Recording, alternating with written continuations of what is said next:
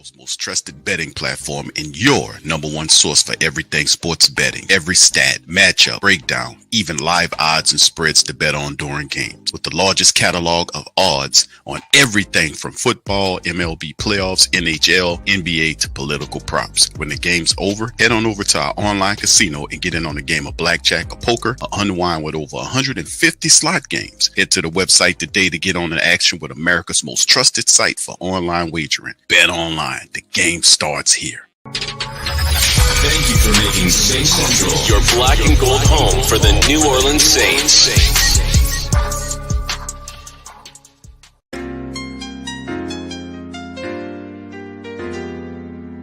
Yeah. Boogie like Benson, I'm a who that. I'm a who that. Long as I'm living, I'm a who that. Lose or winning, I'm a who that. Sports coma, yeah, this is where we do that. Where we do that, where we do that, where we do that, where we do that, where we do that. Boogie like Benson, I'm a who that. I'm a who that. Sports coma, this is where we do that. Where we do that. Welcome, welcome, welcome. Somebody please better help. Running this thing like elf. I thank God every day I'm not a felt. Go to YouTube live with Big Q and the guys. If you ain't ride or die, the bandwagon get flipped. Been marching in, that was way for the ring. I was yelling out your shame for the championship. Fucking on town, duck down. Falcons, pluck, get shut down. Panthers ain't much touchdown. The vision really belong to us now. So much hate on the Saints, you could probably tell. Ever since Bounty Gate hit the NFL, when things seem fishy, then you probably smell the crooked referees on Roger Goodell. Yeah, money like this, and I'm a who that. Every day I'm living, I'm a who that. Lose or winning, I'm a who that. It's the sports coma, this is where we do that. Where we do that, where we do that, where we do that, where we do that, where we do that. Boogie like this, and I'm a who that. It's the sports coma, this is where we do that. You're listening to the Sports Coma with Big Q and the guys on the PRO Media Network.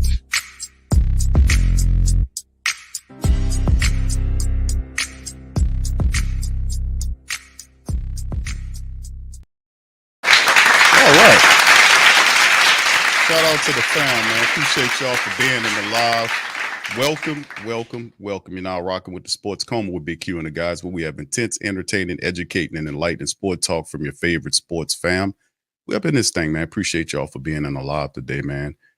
We're gonna do this thing, man. We're gonna keep the rhythm of Sunday going, man. Of course, the Saints, unfortunately, took an L on Denver's the Thursday night matchup against Denver, as they look to kind of regroup and try to stir the season on the right, direction. Injuries, ineffective defense, and effective offense. Hey, you pick it. I mean, it ain't one thing that the Saints that's afflicting the Saints right now. So big ups to you guys. Appreciate y'all being at the stream. Pelicans, Noel, I see you, fam. Brian Lane, much love. Brian's flat power guy. Zoe, what's up, Zoe? Good to see you in the building as well. Carlton, Cap, Manny, big ups, man. Appreciate y'all for being in the live, man. Listen, do me a service and hit the like button. I will drop the link for family members to chime in today, because I want to hear from you guys. It's supposed to be a chime in stream as well, as we kind of take a look at what's going on with the Falcons. So we'll see, man. I mean, the Falcons and Seahawks matchup is supposed to happen today. And listen, man, you gotta get above it, regardless of what it is. We gotta get above it. So anyway, you look at this depth chart right here. You can see all the O's and everything else that's going on. Derek Carr, we should get Chris Olave back. It'll be a mini bye here as the Saints get back to business on Monday. But they're trying to make moves right now to try to help out the wide receiver position. And this is something that came out yesterday, or rather, was reported early this morning or late yesterday. NFL report veteran wide receiver scheduled for workout with the black and gold. And that is a guy that the Saints looked at before, but he kind of shunned him to go to Green Bay. Saints are looking to bring in some help at one of several positions battered by injuries, according to Ian Rappaport Sunday morning, reporting that the Saints are bringing in for a workout veteran wide receiver Marquez Valdes-Scantling, MVS, this evening for a visit and workout. Most recently with the Bills, Scantling had 188 catches for over 3,100 yards 16 touchdowns over 7 years. He had just 2 catches and 9 targets for 26 yards through 6 games this year. Now, Buffalo released him last week after completing a trade that brought Amari Cooper there. And wide receivers one of several spots that the Saints roster depleted by injuries. Starting receivers Chris Olave and Rashid Shaheed both missed Thursday's games with the Broncos. Shaheed will miss the rest of the season. Olave will be back from the concussion. The Saints added veteran wide receiver Dante Pettis to the practice squad last week, and he joined Kevin Austin Jr. and Equimia St. Brown along with Jermaine Jackson on the practice squad. St. Brown and Jackson were both elevated to the active roster last week, but did not record a catch. Jackson was the kickoff and punt returner in Shaheed's absence in a role that will probably continue. Without Olave and Shaheed, the Saints roll with rookie 5th-round pick Bub Means, undrafted Mason Tipton, and veteran wide receiver along with St. Brown. Against the Broncos, they combined for 15 catches, $139 on Thursday. So Scantling, now 30, was a 5th-round selection by the Packers in 2018 out of South Florida. He caught 38 passes for over 500 yards as a rookie. In Green Bay, 123 catches, over 2,100 yards and 13 touchdowns. His best season was in 2020 when he had 33 catches for 690 and 6 touchdowns. KC would then sign Scantling as a free agent in 2022. He beat the Chiefs for the last couple of years, contributing to 2 Super Bowl championships over that span. He caught 63 passes for over 1,000 yards and 3 touchdowns. So there you go. 6'4", 206 will provide a big body target that the Saints lack at the wide receiver, even when healthy. New Orleans currently ranked 22nd in passing production and also has QB Derek Carr along with 3 starting offensive linemen out with injuries. The Saints are mired in a 5-game losing streak after winning their first 2 to start the year. They will play next Sunday at the Chargers. So shout out to Bob. Very detailed report as usual. Big ups to Brother Bob and Brother Kyle T. Mosley, Brother Ross, and Brother John Hendricks at the Saints News Network. Always dropping the facts. All right, so big ups to you guys as well in this thing. Big ups, big ups, big ups, big ups. Fam, listen, and this is a very solid move. Like if they can get MBS and bring him in as a member of the team, that is something that ultimately the Saints, they really have missed. Like they wanted Cedric Wilson to be that component, and Cedric Wilson has not been anything positive for the Saints. Now he had more production last game than any game, but it wasn't enough. Now Scantling, 6'4", can catch the ball, high point the ball, good 50-50 jumper, has championship experience. It can only help. Now, he's not a star wide receiver, but at this point of the year, seeing 2 really solid trades for solid star type wide receivers, whether it was Buffalo getting Cooper from the Browns or the Jets getting Adams from the Packers. There's a few other guys out there, but like I said, the Saints will have to work with some stuff because they ain't got a cap situation is pretty crappy. You know, shout out to Mickey Loomis on that. You know, he's the mastermind of our cap madness. It's all on Mickey Loomis, so they will have to kind of maneuver around because this is what the cap look like according to Over the Cap, no cap. This is what it is, 2.3 plus in team cap space for the Saints right now. So we'll see what that looks like moving forward. But listen, the Saints want to salvage the season. They got to mash on. And also there are other things to consider too. In terms of the black and gold on the depth chart, they got to get some offensive linemen in there that can block. Now you wait for, we don't know the timeline on guys like Cesar Ruiz, who has that bum knee. We know Lucas Patrick was hurt and banged up. We know McCoy is still weeks away, games away from being ready to actually get out there and perform for the Saints at the center position. So the Saints need to be really proactive in moving around and make sure they get proper talent there. All right. Thank you, Brent. He says, fire DA. Yes, sir. Come on, man. Come on now, dog. Come on, man. Thank you, Brent. Appreciate you, bro. Thank you. Fuck too kind. Thank you, bro. Appreciate it, man. All right. So, and like we talked about before, man, it's one of those situations where as a team, man, you have these things that occur. And then the complexity is the fact that You can say injuries all you want, and we're gonna know that's what the brass are gonna come out and say, injuries, and it's true. But at the same time, that's what depth charts are for. You will get no quarter for that. You have to win, especially in the third year when you got a compressed timeline and you got older players on your team that's getting older by the day. You got to mash on it, and the fact that the cap is tied up to this. They made all of these moves in the cumulative effort to get the Saints to the big dance or get them into a deep playoff run, where they're heading in the opposite direction right now. 5-game losing streaks are not how you get to the playoffs. You are burying a hole. You're digging a hole rather for yourself. So, it's a tough situation, but at the end of the day, you will get no quarter. You will get no quarter. Why? Because this is the NFL. It stands for not for long, unless you're a head coach that's picked by Mickey Loomis, and he will then do everything he can to try to protect you. But in the end, he will lose because he's one old guy against a bunch of people who are giving money to the team, and that won't work. This is not going to work. So at the end of the day, it is what it is. Let's keep it moving, man. We get into this article right here. Shout out to Niles, one of our contributors on the WhoDatDaily.com.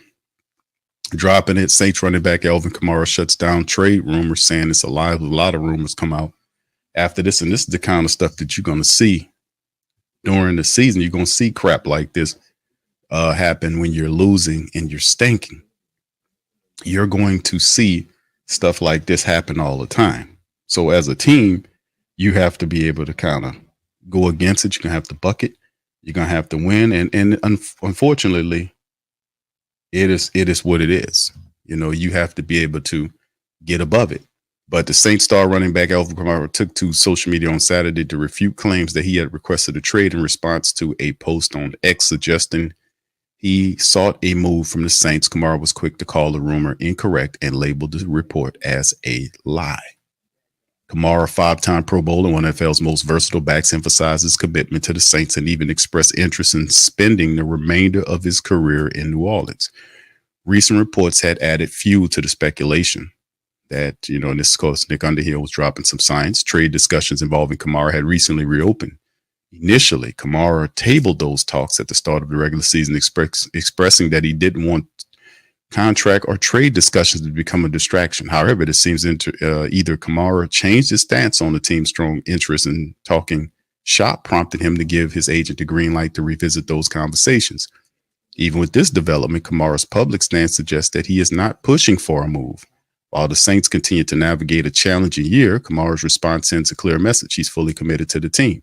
Despite speculation about his future and the Saints' offensive struggles, Kamara is not seeking an exit. With his current contract running through 25, a salary cap hit that could make him difficult to move. Kamara remains a key part of the Saints' plans as they look to turn the season around.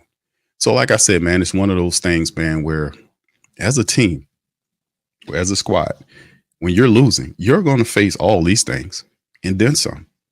You're going to face them all.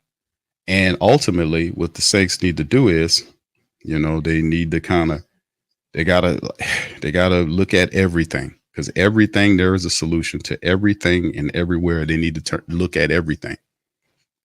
They need to look everywhere. Anyway, let's hear from AK-41. This interview the Saints dropped the other day. Just a little talking on AK-41, where he was dropping some science. Let's hear moments from him.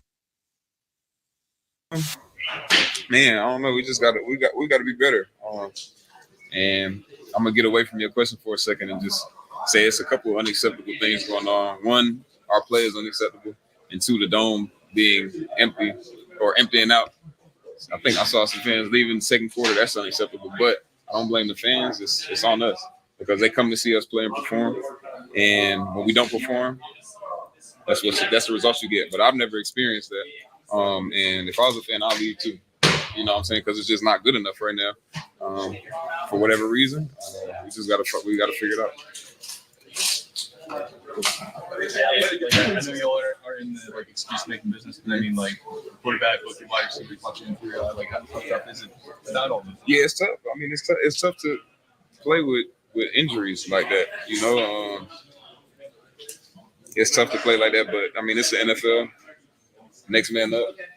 So whoever the next men up are, they got to play. I mean, there's a certain standard that you got to play up to, and it just is what it is. That's the reality of this business. And the other reality of this business is when you start losing too much, everybody get on the hot seat, right? Coaches, when the coaches leave, then players leave, and person that like it just is what it is, and that's something that I definitely understand and I realize, and it just sucks. Because there's people that aren't in as good as a spot as me that are, you know, they putting their blood, sweat, and tears into this, and you know, like I said, when you do too much, when you get too many L's, and you don't produce enough wins, then everybody's out on it, and that's affecting people's families. So there's things bigger than football that are affected by football. Dr. Charles being on the line. Do you feel like the team is still supporting you guys out there? That's not a question for me to answer. I don't got nothing for that. You said the team, like as in the locker room. I mean, we're here. We go to work every day. We got to work.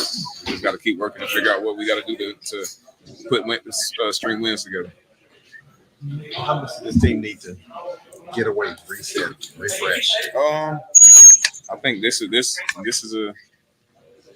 To your point, yeah, I think guys need to kind of just be around some family and just reset and recharge and come back ready to attack the rest of the season. You know, it's like a little mini bye right now, so we get a chance to kind of get our minds right, get our heads clear, and then come back and get to it, see what's going on. Does getting healthy fix what's wrong with this team? I think getting healthy makes us feel better. I don't think it's gonna be just the ultimate fix. So there's things that we got to do better. We shoot ourselves in the foot. I don't think we're playing with a lot of detail. I don't think we're playing with a lot of energy. Like Thursday night football is one of those, more than any other Monday night, Sunday night, Thursday night football. You got to come out with energy.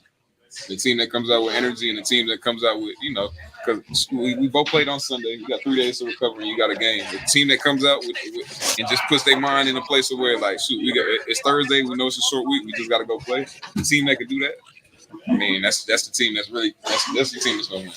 And we ain't do. I don't think we did it today. I think we came out flat. I think we came out. I think we just came out and it was a Thursday. It was a Thursday and we had a game. It wasn't Thursday night football. Tyron was talking about like recommitting and kind of keep your mind right and focus on this. Yeah. Is that like necessary right now? Just to 100%. Because I mean, what is that? How many losses is that in a row? 5. Shit, that should say it all right there. Is this as disappointing a stretch as you can remember going? Yeah, through? I ain't never been through that. Especially, I mean, the dome. I mean, I've been here 8 years, and I've never seen that dome clear out like that. And like I said, if I was a fan, I'd leave too. Just being honest, because it's just people fed up. Damn right they fed up. You goddamn right they fed up. Yeah, they fed up. And the thing is, they clear out, and there's many people that are dedicated because they believe in the team. And in my opinion, a little more than what they should. Because you got to have something. They got to give you something back in return. Not a bunch of excuses, but make some goddamn moves when you got this mini buy going on. You understand what I'm saying? All right. So anyway, man, listen, man, let's hear a little bit more from Alvin Kamara. Hold on. First of all, let me give shout out to the fan. Appreciate y'all for being here. Brent, shout out. He says, hi, brother. This ain't for Elvin. This is more for Mickey and more for Dennis Alley. The problem is you trying to talk with your shit and you don't know nothing instead of listening. Huh? I'm listening. Okay? No. I get $40,000 and I dare motherfucker to stop.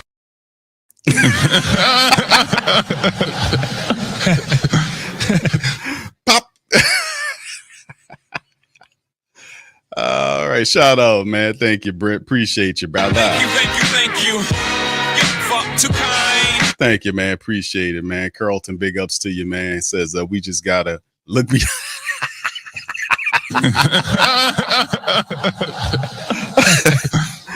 Oh man, hey man, you gotta look beyond the results, Carlton. Thank you, brother. Appreciate you. Thank you.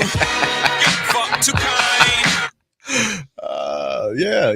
He said that prior to that ass whooping. So I mean, at some point, people gotta understand, man, that Mickey Loomis, man, is a guy that is ultimately out of his mind, man. I've been saying this to people for a while, man. Mickey needs to be committed, man. He need to be committed, man. He need to lose the GM job, man, because they're not gonna fire him. But he is a VP and GM. They need to strip him of the GM title, let him keep his VP title, and give somebody else a chance to rule the team. It's time to move the team into the next era of football, man. We don't need all this crap. And then finally, man, let's go to the Saints are allowing a league high. Shout out to Jeff Duncan. Says the Saints are allowing a league high 5.4 yards a carry. It's the highest average allowed in franchise history. There's a lot more going on here than just tackling and Pete Werner being hurt. So shout out to Jeff Duncan. Yeah.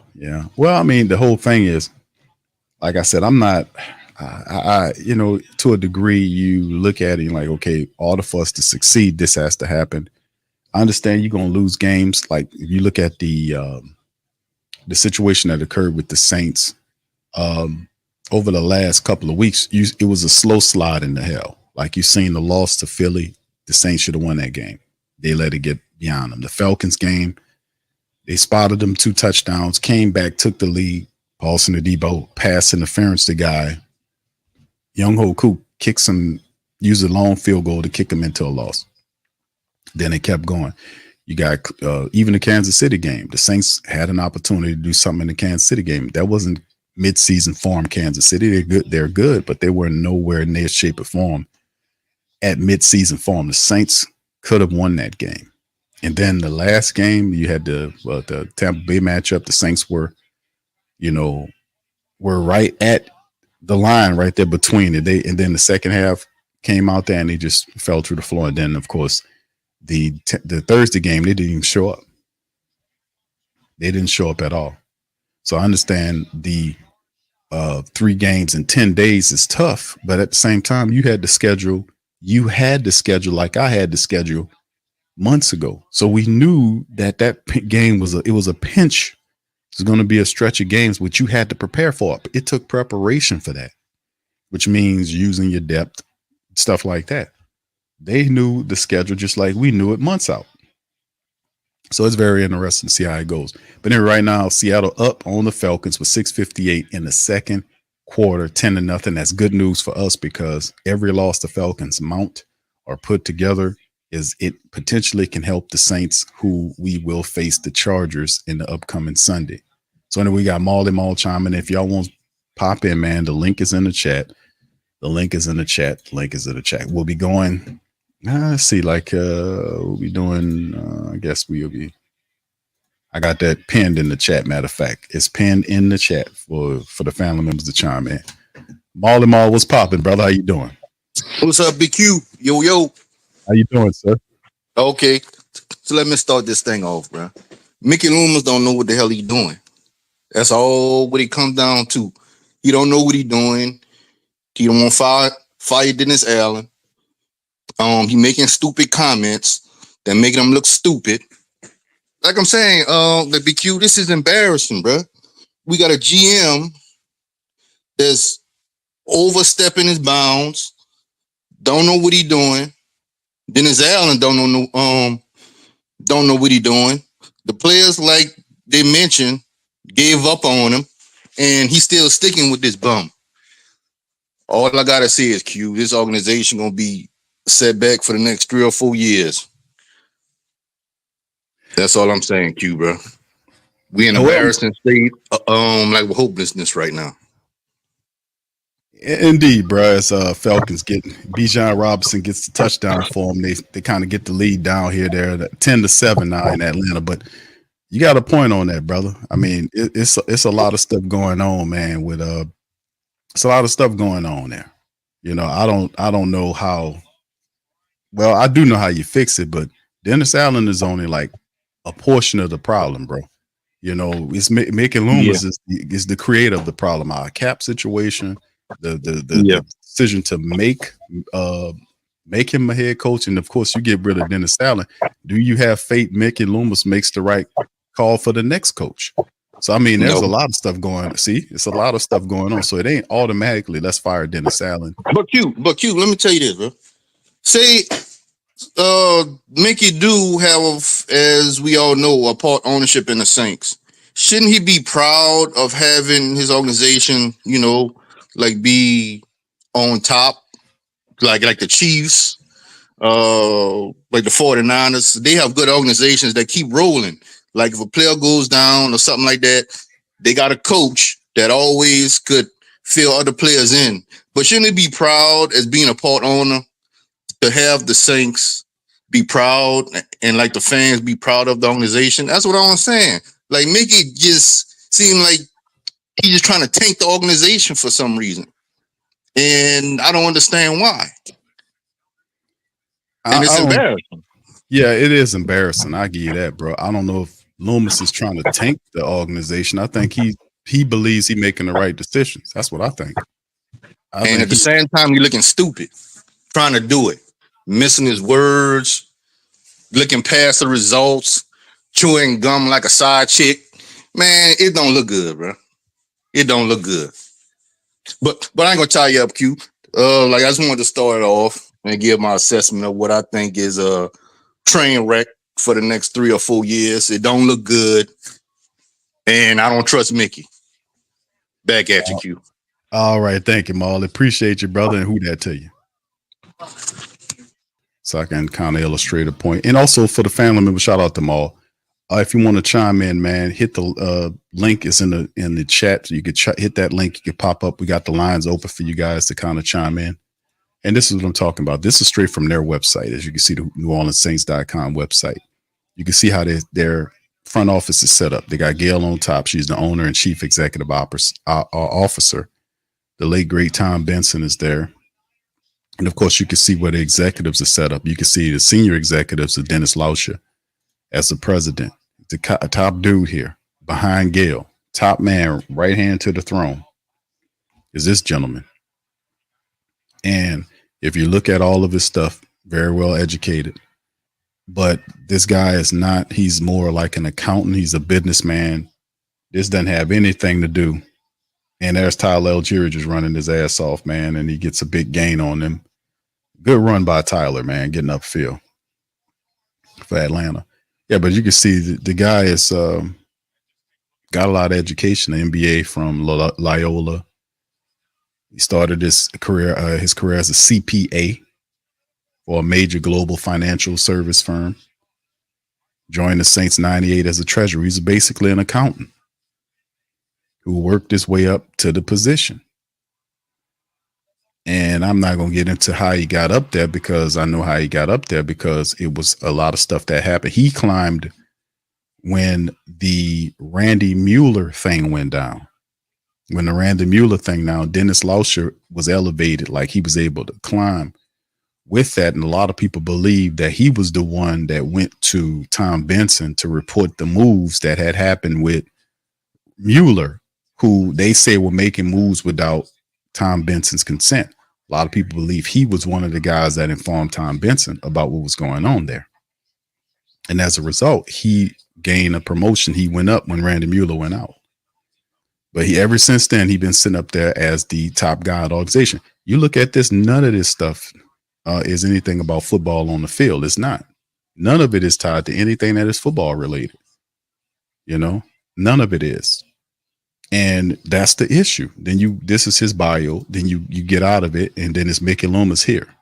And none of these other gentlemen have nothing to do with it. It's the football on the field. It's Dennis Lauscher and Mickey Loomis. Then when you get beyond that, as you can see the list right here, Mickey Loomis is general manager.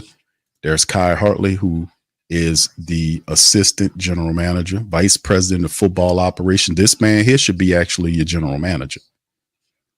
This man should be the general manager, not Mickey Loomis, who has 2 jobs, as you can see. Mickey Loomis is the executive vice president and general manager. He needs to be removed from the general manager tag, and it needs to be given to Kai Hartley. Mickey Loomis, a veteran of 37 years in the NFL. It's time, man. It's time, bro. Because these decisions are bad. And of course, you see the rest of them. You see the director of football administration and all this, and they kind of run down the list of some of these guys to this show, Jeff Ireland, and then you have other guys here as well. Now, they did add a bunch of other, they hired the former general manager of the Raiders. He is here. They hired Randy Mueller, even though I don't see their names here. They hadn't updated the pecking order where those guys are, but they're supposed to be there as well. So what I'm just showing you is how their organization is constructed. Gail, there's no change in where she is as a chief financial officer. Dennis Lauscher doesn't need to be the president. You create a assistant chief financial officer to Gail, which is what Lauscher would be, which is what he would be. And then you find yourself a new president, which is a football guy who will be over Mickey Loomis. Now, the new president would be a guy that would have football knowledge. He would be a part of the NFL executive program. And that's who you would look to make your new football president. This will be the biggest brain, the highest brain below Gail in your administration. Keep Mickey Loomis there, strip him of the general manager position, give it to Kai Hartley, like I said. And right there, that right there modernizes your entire organization in 3 moves. Giving Lauscher the correct term, making him the assistant chief financial officer, finding a new president and bringing him in, taking the general manager position away from Mickey Loomis, let him keep his VP and make Kai the new general manager. Easy. 3 moves to modernization, 3 moves to monetize. You can't get any better than that. That gives you football IQ. That rings Mickey Loomis's control over the team in, because you got a guy hired than him who knows football on the field, and you got a new general manager that is in tune with today's game. That will be the person that can run that organization. With just those moves, man, we done turn around and fix what they got going on there. Anyway, like I said, I've been saying it for a while. That's the answer right there. 3 moves to modernization. Are you there? Oh, wait a minute. Hello? There she go. What's up, Pammy? Hey, Q, what's going on? Good to hear from you. How you doing today? I'm doing good. I'm cooking some chili for me and my mom, and about to cook some cornbread and some rice. So we gonna eat good over here. All right, now come on now. Hey, look here. Don't you call up here talking about no food now. Come on now. Come on now. Okay, look, we're gonna get serious now here for a second though. All right. No, you know what? I'm gonna be truthful with you, Q. I don't see Dennis moving off this team until next year. Okay. I don't see it. I honestly do not think that Mickey Loomis is firing him after this year. It's gonna have to be something next year.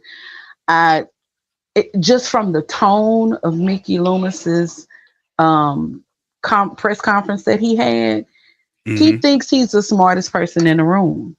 Yeah. And a person like that, it will take, and we think we're rock bottom now. We hadn't even begun to scratch the surface of how low it can go.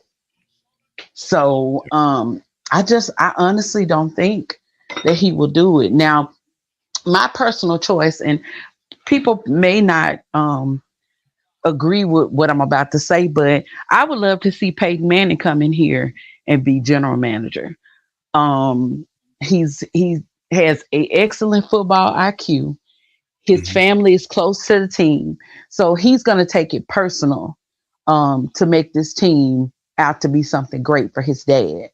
And so I see what John Lynch is doing over at the 49ers, and I think we can replicate that with someone that has been that smart and also knows the game, the insides and the outsides of the game. So I don't know. Yeah, that's interesting, man. That's the first time I heard that thought. Because you can't deny the fact that he has a high football IQ. and that He he's does. definitely tied to the area and the city, and to have Peyton Manning connected to the Saints in that way, man, brings Mhm. respectability, as a good resume. The only thing is, him as an executive, he would probably Right. does he have an interest in doing? I know Drew Brees doesn't, but would Peyton Manning have an interest in wanting to become an executive of the Saints team? That I would don't be know. something I'd be looking forward to seeing. But yeah, in terms of resume, is impeccable. He's a Right. winner. I mean, he was winning. I mean, what was it when he was at Newman? He's been a winner, ain't no doubt about that. He's Mhm. won. So to be able to have him connected in the team in that kind of regard would be absolutely positive. But I don't know if he wants to be an executive. That's the only thing. Right, right. I get you on that. I honestly think he would I think he would be excellent as a general manager. Um so but I don't see any of this coming to fruition anyway, because Mickey Loomis is not going to demote himself. I don't see that. I don't think he's going to step away from the general manager position. I don't think he's going to fire Dennis Allen after this year. I think he's gonna try to run it back with Derek Carr and Dennis Allen for next year. And we just in purgatory right now, y'all. We are in purgatory. Just say it. Just put it all out there, Pammy. Just tell them out when we in hell right now, man. We done skip purgatory. We sitting up in hell right now with these damn people. We can't get rid of them. We can't. We cannot. I hadn't felt like this since. Okay, yeah, it was pre Katrina. But I want to say even before that, I mean, you know how it was with like when Bum Phillips was was I mean, it just felt like you cared, but you didn't care. I mean, you loved them, but it was like, okay, I already know what's gonna happen today. We're gonna get blew out. Bum gonna come out with his cowboy hat on and his leisure suit or whatever the little polyester suits he used to wear. I That's true. He had the more farmer John outfits on. I was like, what is this? What is Bum Phillips wearing here, man? I remember that. I'm serious. Go ahead, Q. Go ahead. No, go ahead. I'm listening to you. No, I don't. It's like I don't have a feeling anymore. It's like I don't. I care, but I don't care. I hate to feel like this. Yeah, me too. It's unfortunate, man, that we're here in this this hell right now, and a lot of people feel like you though, Pam. There are a lot of people thinking that he won't do it. And the thing is, there's a pressure to it. Like it depends. The only way it happens is if the Saints fight back to it really. Let's not forget what it's supposed to be. If the Saints don't make the playoffs, he's supposed to be gone. We all understand that. Right. No playoffs, no job. So that's Right. first and foremost. So I can see him attempting to give Dennis Allen as much room to be able to right the ship as possible. I see Mickey Loomis trying to do that. But if it's a lose, it depends on how bad they lose. Because, hey, listen, if they lose 3 of the next 4 before the bye, then Dennis Allen is gone. There's no way you can keep that. You think so? Because look at what are we are right now? We're 2-4, right? Mm-hmm. If we lose, because the next 4 games, hold on, let me see if I can do this. Let me put this schedule up here so everybody can understand what I'm saying. Because the next 4 games, hold on here, let me see, where is my schedule at? The next 4 games are imperative to success, man. I'm telling you. Hold on, let me see if I can get this up here so family members can see. All right, here it is. But Q, what he's gonna use these injuries as the excuse for Dennis. I just feel it. I feel it in my bones. Yeah, he's using it now. He was saying He it now. gonna use it all the way through. Q, I'm telling you, he gonna say, "Well, we gonna get much better, and we gonna draft better, and Dennis is gonna come back, and it's gonna be better next year because we're not gonna have all these injuries." Watch. It won't work because unless Dennis Allen gets this team to the playoffs, it's already understood that if he doesn't get them to the playoffs, he's fired. That's the understanding coming into the season. He can't change that midstream. And the next 4 contests, he got 2 on the road. The Saints should beat the Panthers in week number 9. We got the Chargers next. That could be a loss based on what we have. You should have Taysom. You should have Chris Olave back some of the time. Might be a more of a competitive game. Then you go to Carolina in week 9. So that should be a win. So you win 1. So you're 2-4 right now. I say the Chargers game, we'll see how that goes.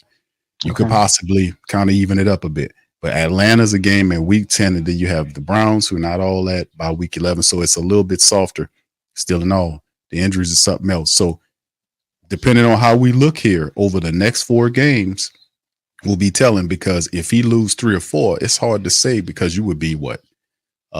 You'll be 3 or losing 3 or 4 will put you at what? 3 and 7. It'll be, you put you at 3 and 7. 3 at 7 at the bye it's no way he survives that. And then on top of that, the support base would be cut in half, because you would be you would have at that point 6 games left to go in the year, would mean you basically would have to win all of the games to qualify for the playoffs. You would have to finish out the regular season on the winning streak. There's no way Dennis Allen's going to do that. So, like I said, the team gets in a hole and they're 3 and 7 at the bye. I find it hard to believe that now that's what Mickey Loomis wants to do, but at the end of the day, it's all about you. When the stands are empty and pressure's on, that changes everything, man. That's hard. You can't spend that. It does. So we're gonna see what's going on. It's gonna be fun watching it though, Pammy. But don't feel like that. Listen, you got some good eating going on there. I cooked yesterday. So you're doing what you cook? I had done me some wings. I made me some dirty. I put a bunch of stuff together. I just say, because my boys could eat. So I just say, man, listen, we're gonna do all this. I just put it together. I say, listen, we're gonna eat this today and tomorrow, which was Saturday, and today, which is Sunday. I know that's real. You see what I'm saying? Because I ain't gonna be sit up in there like that all the time. Y'all eating up all this stuff over. Sit y'all ass down, eat these wings in the dirty. God damn it, you eat up all this shit up in here, man. Shit high nowadays. What y'all doing? Oh yeah, that's how I used to do. I never understood that. That's my mom used to tell me that back in the day, man. I had to call my mom. I had to call her and apologize. Though she said, "Why don't you call and apologize?" I used to eat up all that stuff up in there.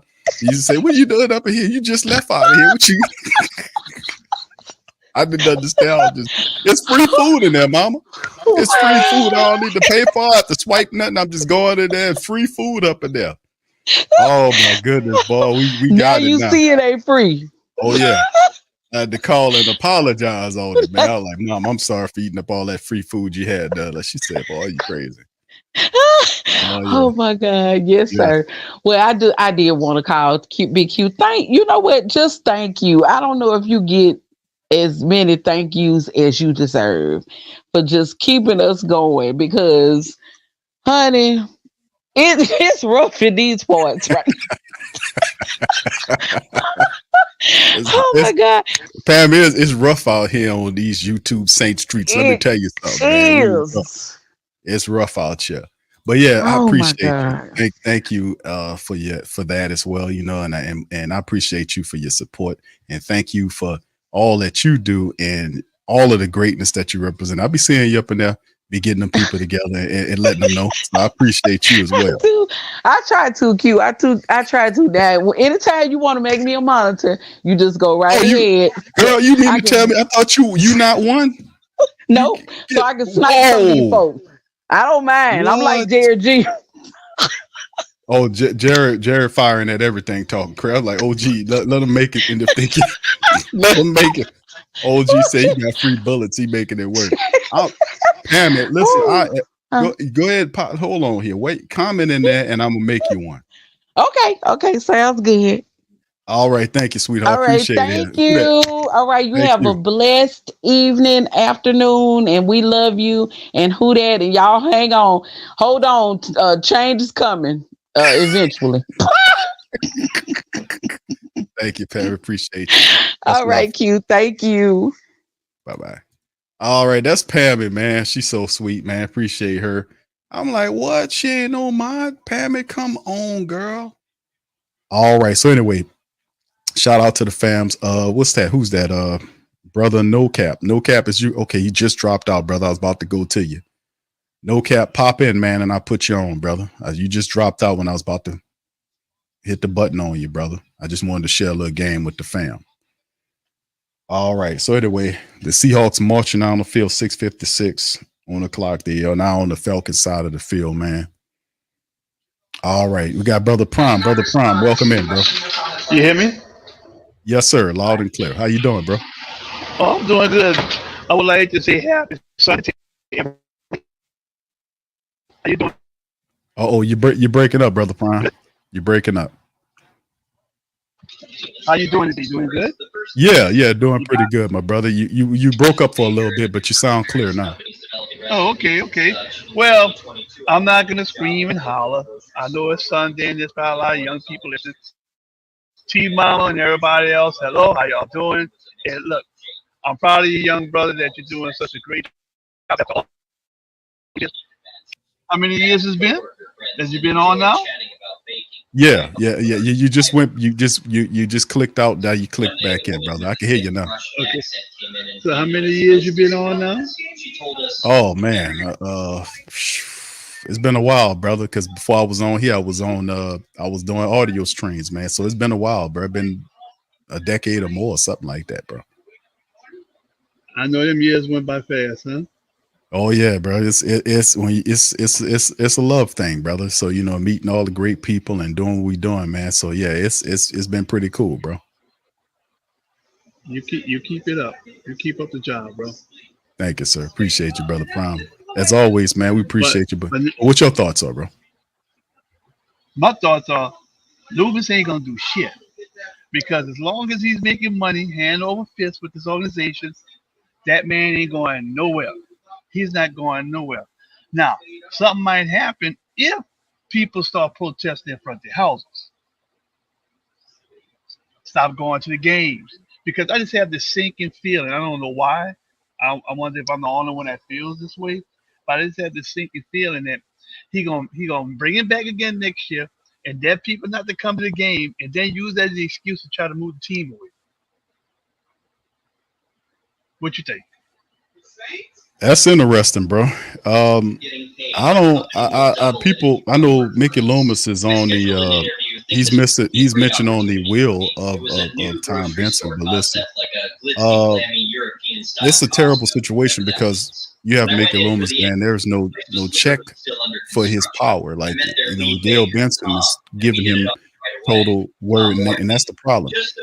Their inability to understand how the game works or to add another mindset to Mickey Loomis, like a president that knows football, not one that's an accountant. We got an accountant at the president position, which he doesn't know any football, and he defers everything to Mickey Loomis. That's a problem. So even if they do fire Dennis Allen, Mickey Loomis is still at he the one hired Dennis Allen. Do we expect him to make the right call for the next head coach? That's the thing. This guy was out of touch on the Dennis Allen hiring. Who's to say he won't be out of touch on the next hiring? So I mean, unless there's a check to his power, Prime, I don't see a long-term solution. Do you? No, I don't, because I'm gonna tell you, like I said, you know, I'm a big James Winston fan. I hope the brother does good, but the way he was treated, Brother Prime, turn your TV down a little bit, brother. They can't hear you. Okay. Just a little bit, my brother. Can you hear me now? Yeah, you go. Yes, right. sir. Loud and good. Okay. Yes. Okay. So I just want to say this: a couple of things. I look at parallels. I look at the parallel of when they first signed David Carter.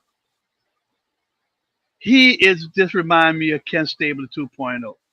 When Benson died, Miss Benson became Georgia Frontieri for the Rams, who she ran into the ground when it was in St. Louis.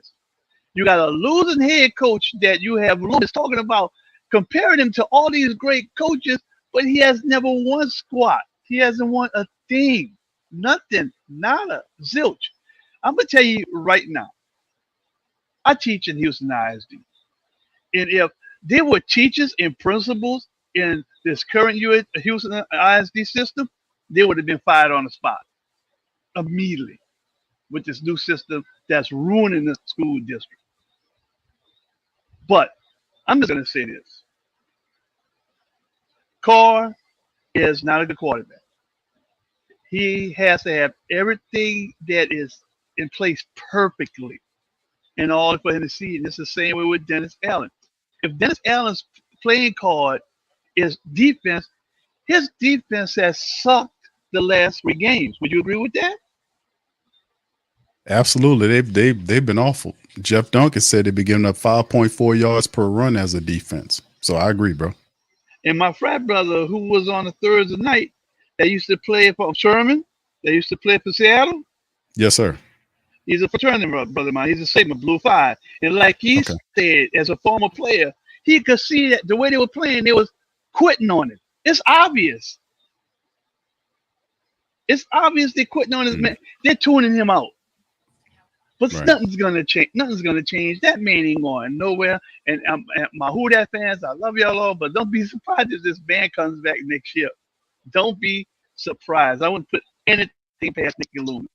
Nicky Loomis got right once with Sean Payton hiring, getting Drew Brees as quarterback, and he's living on that. And that just happened to fall into his lap, and he's been living off it now for the last, believe it or not, almost 20 years. Do you realize, Q, that if the Saints don't go to another Super Bowl in 5 years, it would have been the Saints was in the Super Bowl 20 years ago.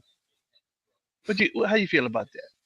It's too long, brother. We had too many competitive teams to be that poorly represented, man. And yeah, you're right. They living off the one trophy, man. It's been well over a decade since the I mean, it's like I said, it's just a joke, man. And I'm glad that it's getting the light that it finally deserves. But like I said, when I was saying a couple of years ago about Mickey Loomis, that Mickey Loomis is not as great as we thinking him out to be. I mean, he was only good with Sean Payton. He can't do anything outside of having a Sean Payton type coach. That's right. So I mean, he's been exposed. His leadership ability, lack thereof, the fact that he doesn't do in-season evaluations, he refuses to let go of the general manager position because like I said, he's an attention whore. So at the end of the day, man, the biggest problem, because there would be no Dennis Allen if it was for Mickey Loomis. No intelligent general manager VP would have hired Dennis Allen to be their coach after such a terrible track record as a head coach.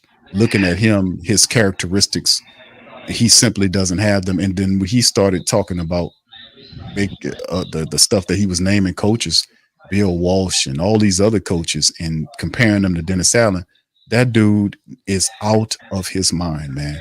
And then they're out of their mind, Lauscher and Gale, for letting this clown run this team because he destroyed the cap. And now we've tied ourselves to this Dennis Allen character. And I have very little faith that he'll make the correct choice when and if he fires Dennis Allen for whoever the new coach is going to be. Hey, man, look, I'm going to tell you right now. This all started going back to when Sean Payton was still coach. And that last playoff game against Tampa Bay, when he made the decision to put Drew Brees back in that game, that was the beginning of the end right there. Because, as you know, Tampa didn't have to play no more than 20 yards off the ball because there was no threat for deep ball. Because if he would look, I'm not saying that Jameis is the greatest quarterback, but he would have given us a better chance because they would have had to respect the deep ball. Plus, Sean never wanted to draft a young quarterback to train him to take over after Drew.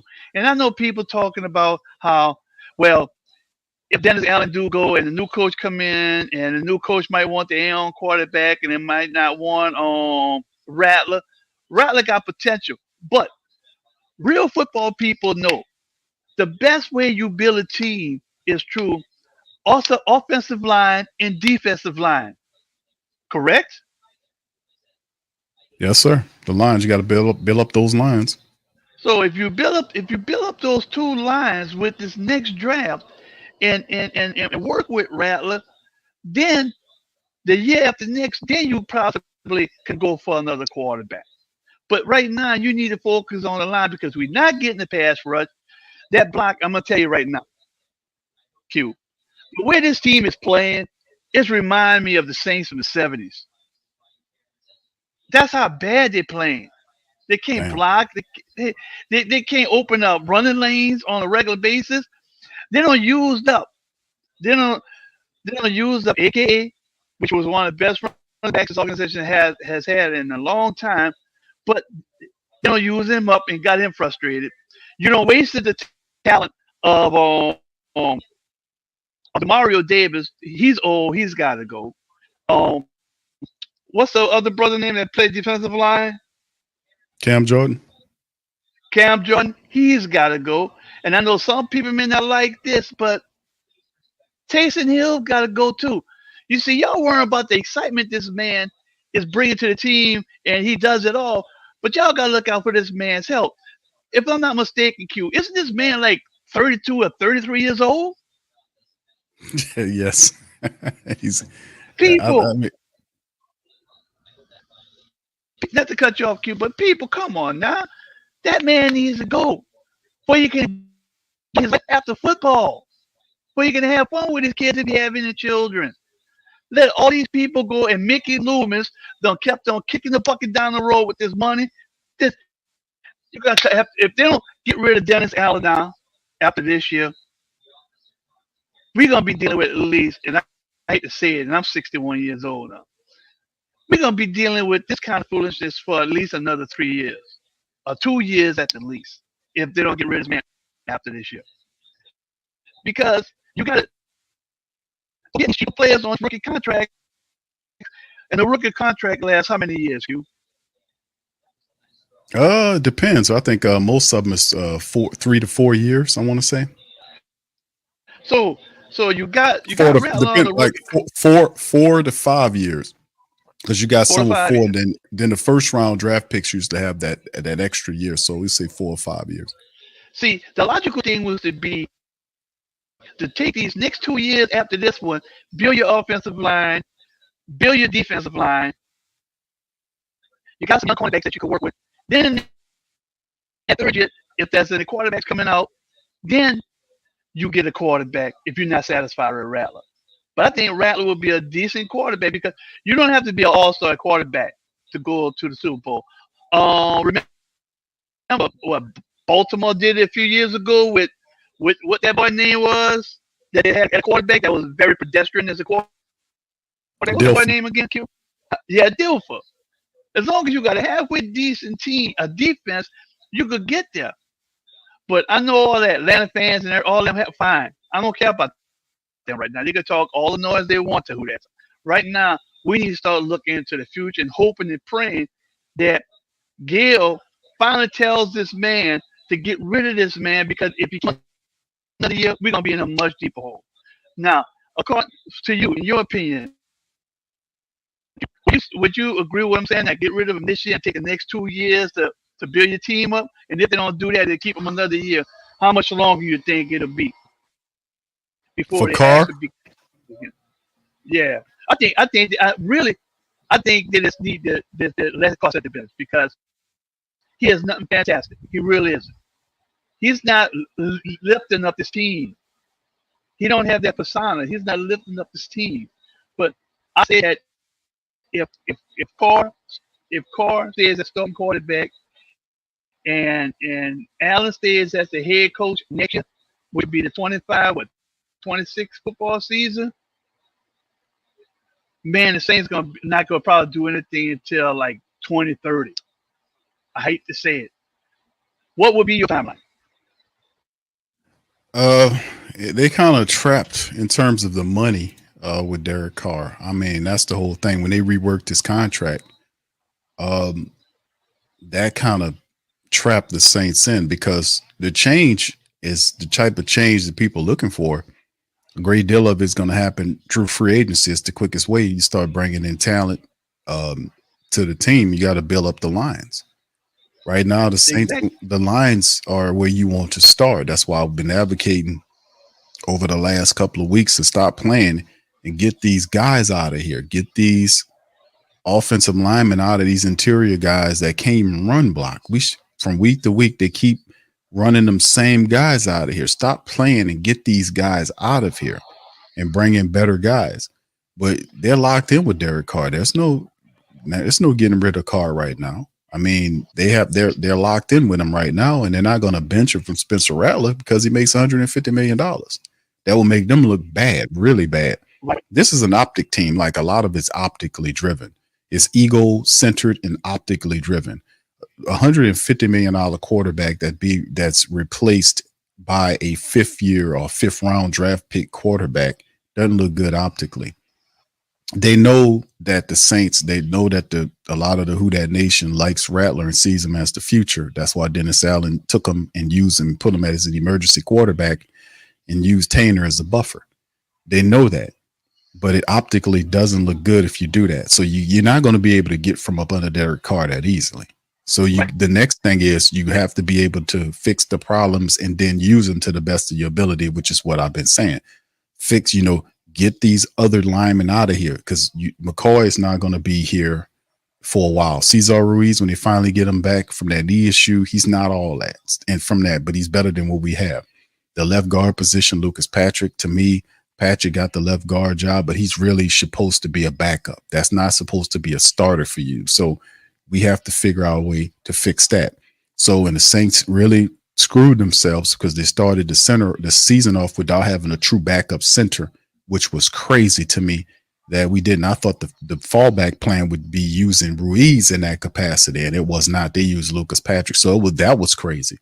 So they just had the things that really hit them all at once, and then they had to scramble to figure out a way, and it ain't work. But in terms of the type of change you're looking for, Brother Prime, they can't reset like that because a lot of that's tied to the cap because of Mickey Loomis. And that's why the time frame in the new window is still stuck to 2 years, this year and next year, because after that, the cap then expands and the Saints get a boatload of cash back to help them then turn around a lot of stuff. Let me show you something. Let me put this on screen right quick for the family members, because I often use this as an aid at times when we start talking about matters in terms of the Saints and what they need to do. Let me pull up the sport track, and I'm gonna show you what I mean by that, because maybe I can use the over the cap. Maybe that'd be better. Well, I'm gonna say while you doing that, I'm gonna say this. Mm-hmm. I agree with what you're saying about this whole situation. They can't do nothing with him, move on from him this year, but they could possibly bite the bullet on Derek Carr next year, because right now they're stuck with him. Because neither Derek Carr or Dennis Allen is making any free agents excited to come here. Dennis Allen has turned the Saints into the Oakland Raiders South with all these coaches. He got everything he needed. He got everything he needed, and same results, the exact same results. Because it's insanity, and it needs to change, but it's not going to change overnight, because what you're saying about this cap thing, and they're coming into this boatload of money in the 627th the year. Watch, I'm gonna put. Let me show you on screen, brother. I got it on screen for you, bro. 2024 right now. Hold on here. There we go. 2024, and off the pinpoint this. In 2025, the cap right now would be this 81.4 plus million in the red. That's not black numbers. You're going to be over $81 million in the red for 2025. Then in 2026, when all those contracts fall off, we're talking about Cam, we're talking about Taysom, we're talking about Tyrann Mathieu, we're talking about Demario Davis. Look what the cap is then. It's $36 million in the black. And of course, a lot of the 25 numbers will kind of drop a bit depending on how high the cap goes up in terms of the NFL, because they always rise it up. So even if it's $20 million or $25 million, it still put the Saints a boatload of cash, 50 or 60 plus $million in the red. The real relief doesn't come until the 26th year, when the Saints are 36 plus $1 million in the black. And then 2027, there are 207 million plus in the black, because a lot of the contracts, the dead money all of that falls off, and the Saints see some of the biggest cap figures that it's seen in a while. This is basically a brand new team. And that's what I'll be saying about the timeline and about the window and all of that stuff. So it's like we're fixed to the timeline based on what we've been seeing with the salary cap that was ultimately orchestrated by current general manager / VP character Mickey Loomis.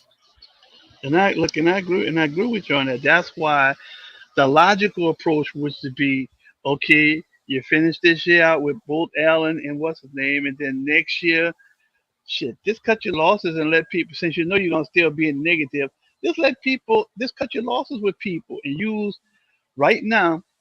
You're not gonna go to the playoffs. You're not gonna win the division. Let's be real now, because you know the Saints and Allen especially Allen in his coaching career has never had a 4 or 5 game winning streak. You know that's not gonna happen.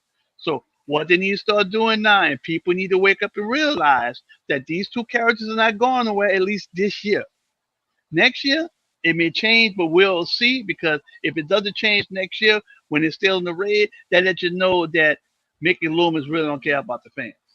But what they should do is start, like you said, get rid of some of these offensive linemen and defensive linemen not doing a squat, and just use the rest of the season. And I think the fans would be more willing to kind of bite the bullet a little bit if they took that approach of using this season to develop this young talent.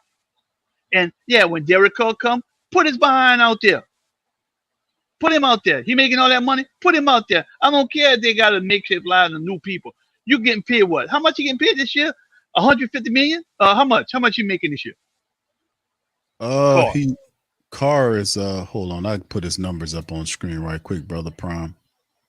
Here it is. Derek Carr's numbers up on screen. Let's see. 150 million overall, 2024.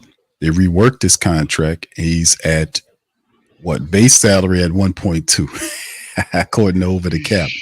So he had a prorated bonus of 11.4. Now that it'll bounce up. And this, I want y'all to pay attention to this contract, because this is the rework contract that the Saints did to free up money for Derek Carr. Now his salary for this year is 1.2 annual. This is base salary here for this year, right? In 2025, it balloons to 30 million. Then in 2026, it goes to 50 million. And then there are voided years of 11.4 and then 5.7 according to SportTrack. So as you can see, that's what I was saying about the Saints being stuck to Derek Carr here. 30 million next year and 50 in 2026 when he's 35 years of age. So that's the numbers. That's the numbers from Derek Carr. You know, that's the numbers. So how much would it cost a car in there? Because I'm not really by my computer right now. I'm outside in my yard, so I really can't see what you're showing. So what would be the Saints hit if they was to get rid of him next? To get rid of him next year, the cap hit on the Saints in 2025 would be $51.4 million. They take a cap hit if they try to get rid of Derek Carr in 2025. Okay. And how much is this? How much is cap hit is 26? This year, just this year's cap hit at 12.6. But next year's cap hit is 5.4. The following year is over $61 million. So it's designed where he's tied to you. He's basically tied to you. That's why I was saying that ultimately, to have the type of success you want, you know, the Saints basically did what they did and tied Derek Carr to the Saints' immediate future, to at least over the next 2 years. So we're talking 24, 25, and then ultimately 26, depending on what they got when it goes to 50 million. So over the next couple of years, you're definitely stuck with them. And we go from that now. So in 26, it jumped to 51, but 21 next year is 21. You saying? This year's 25. Annual money. Yeah, his annual money this year in 24 is 1.2 because of the restructuring. 25 is 30 million. 26 is 60. I mean, it's $50 million. Well, get rid of him. They need to get rid of him next year, bro, because you take that bite. Because if you wait until that third year, Lord, that's basically doubled. Man, Mickey Loomis couldn't be running any Fortune 500 companies that wasn't in the NFL that had fans that was loyal, because that's, man, nobody else could do that at their job, waste that kind of money and still keep a job. That's Now, that's amazing. now you add the component. This is another thing that's always used. Sport Track, because they're good at adding the opt-outs. Now, according to Sport Track, there is a potential opt-out for the Saints, and if this is true, the potential opt-out on Derek Carr's contract after this season, between 2025, is a 2-year, $70 million, but it's a dead cap hit of $60 million to do that. So that's why that opt-out's not going to be exercised. Nobody's going to take a $61 million or $60.1 million cap hit to get rid of Derek Carr. It's just not going to happen. That's why they're saying you're affixed to him after the restructure. So, I mean, it's a reason for all of this, why it's going down the way it is, man. So, yeah, the money ties you to him.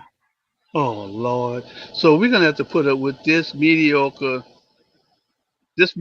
quarterback for another 2. Well, I'm not gonna say we. I'm gonna be more specific.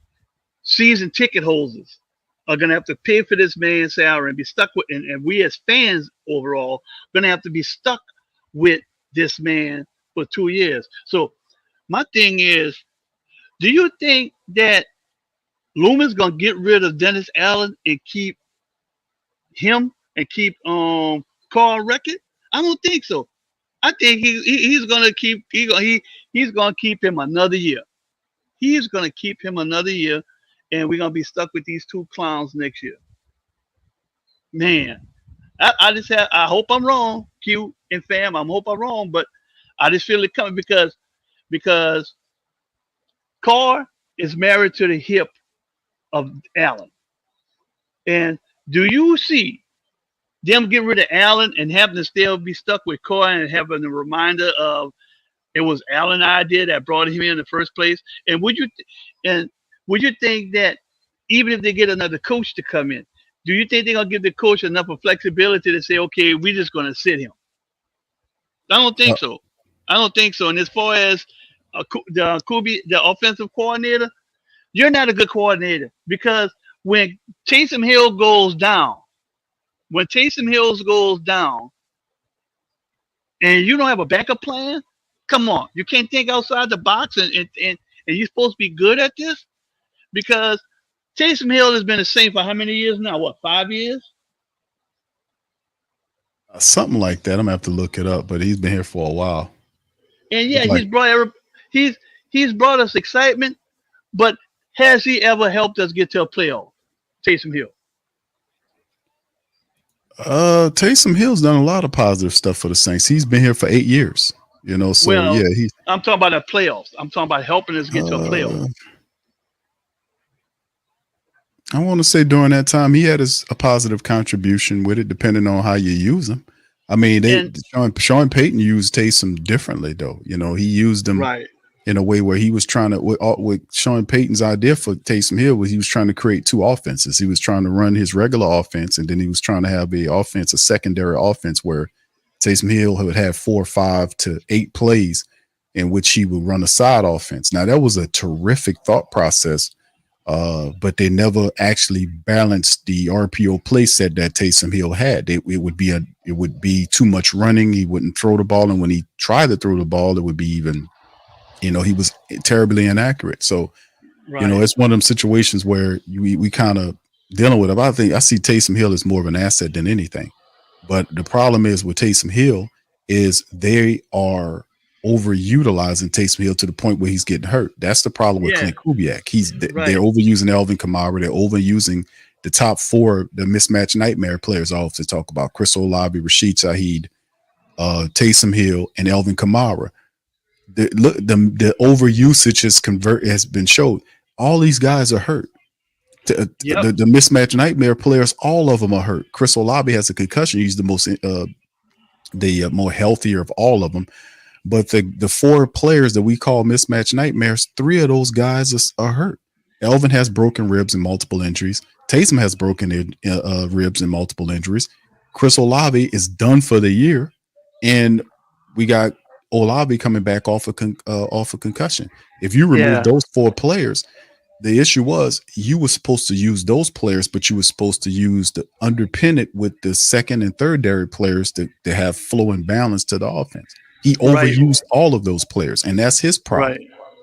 Yeah, you say the wide receiver, but it's the kick returner that's out for the year. What that boy name is? Rashid Shaheed. Because now correct me if I'm not wrong. I remember that earlier in Taysom Hill's football career or in college, wasn't he injured a lot? And then the last couple of years that the first few years that he was with the Saints, he relatively stayed healthy and was not overused. But these last 3 years, he's been overused. And I think some of them older injuries are also catching with his body. They need to let this man go after this year, bro, because I would hate to see that man not being able to walk and enjoy his afterlife after football, because he's not going to be playing football his whole life. I think Jordan is going after this year. He's going after this year. DeMario's going after this year. Honey Badger is going after this year. Possibly Lattimore might be gone after this year, but because of a trade or whatever. I think Kamara might be going after this year because he's being overutilized and underpaid.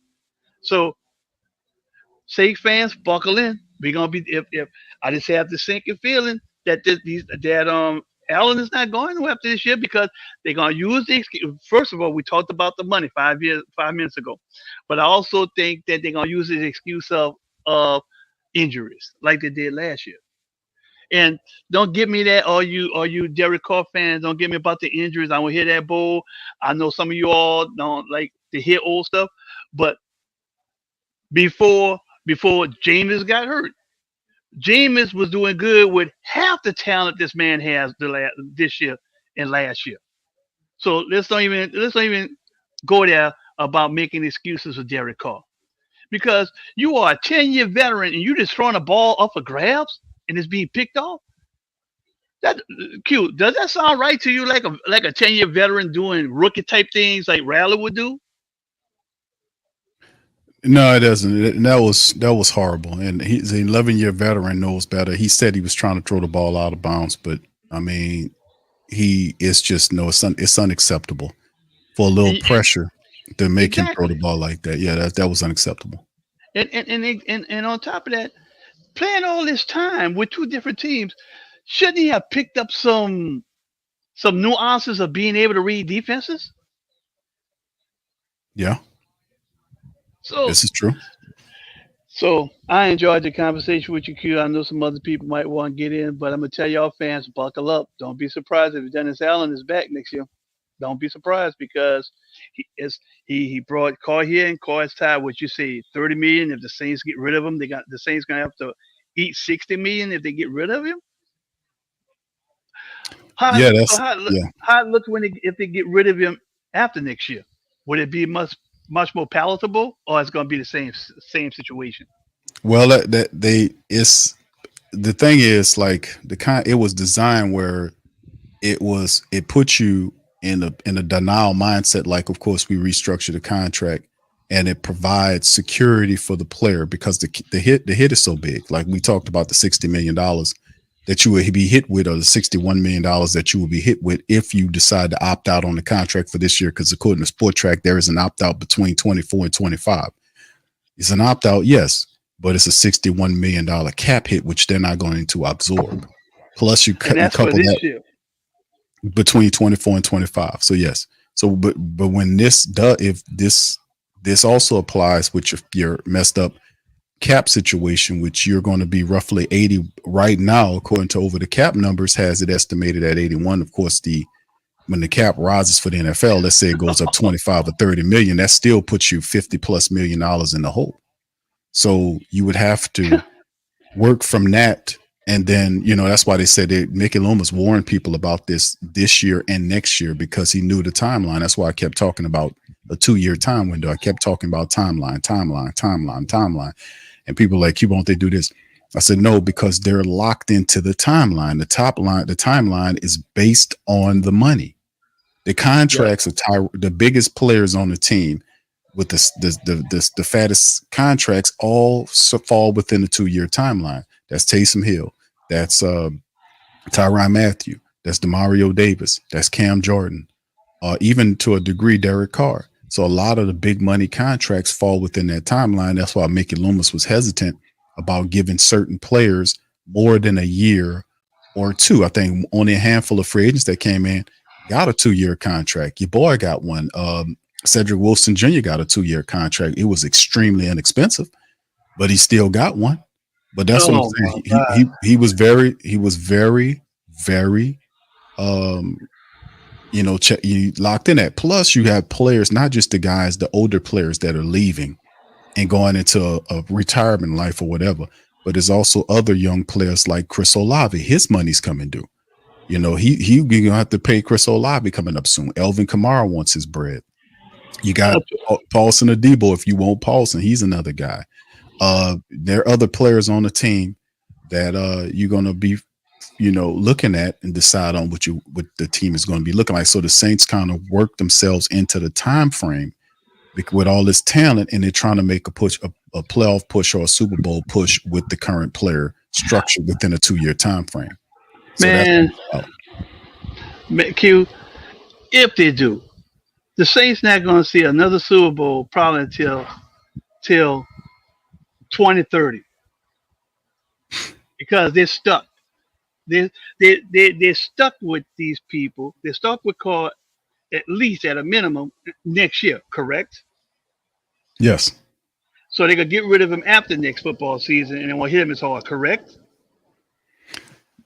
There's still a cap hit to deal with, Brother Prime. That's after that because you got a cap hit next year. It's cap hits. There's one more expensive to the other. I'm gonna say it again. There's a cap hit. Sport Track has a opt out for Derek Carr's contract. Y'all check this out. Family members on the Derek Carr stuff because I always get this question about Q1. We just get from up under Derek Carr and just roll with the Rattler. You can't. The money locks you in. That's what represents security to these players. These players and their agents know that when they sign in these contracts and agreements, they want some form of security. When they get, if I choose to go to the Saints, security in the form of a contract, which means that if I perform, however I perform, if I perform whatever this case like this in here, then what happens is the contract affords me an opportunity to have some security to be able to operate while I'm there. Meaning these cap hits. Between 24 and 25, according to Sport Track, there is an opt-out. The opt-out would end the contract, but you would have to eat $60+ million in dead money, which they're not going to do. That was something that was penciled in because of the reworking. They reworked Derek Carr's contract to free open the money to drop his base salary to $1.2 million on this year. Now, 2025, when he turns 34 years of age, his base salary goes back to $30 million, which what it originally was. And if you're talking about getting rid of him that year, right? That year, that's a $51.4 million cap hit according to Over the Cap. And then in 2026, right there, his annual money goes up to $50 million. So it goes in 25, it goes 30. In 26, it goes 50. And then the dead money is 51.4 in 25. And in 26, it goes $61.4 million in dead money. That's the security to lock them in. So, and of course, even if you wanted to absorb the dead money and move on, you can't because your salary cap right now, I mean, this year is what, 2 point, whatever it is, but next year in 2025, it'll be 81 million right now, according to current numbers.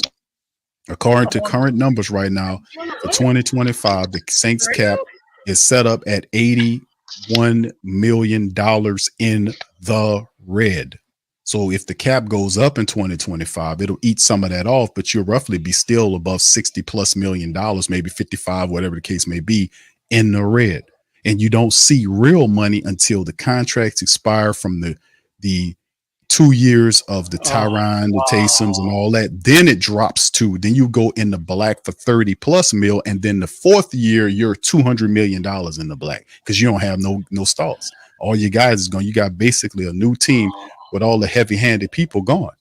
A lot of the dead money falls off too. In the fourth year, then you get all of that dead money. You got $200 something million. You ain't see that kind of money in a long time, and that's without restructurings.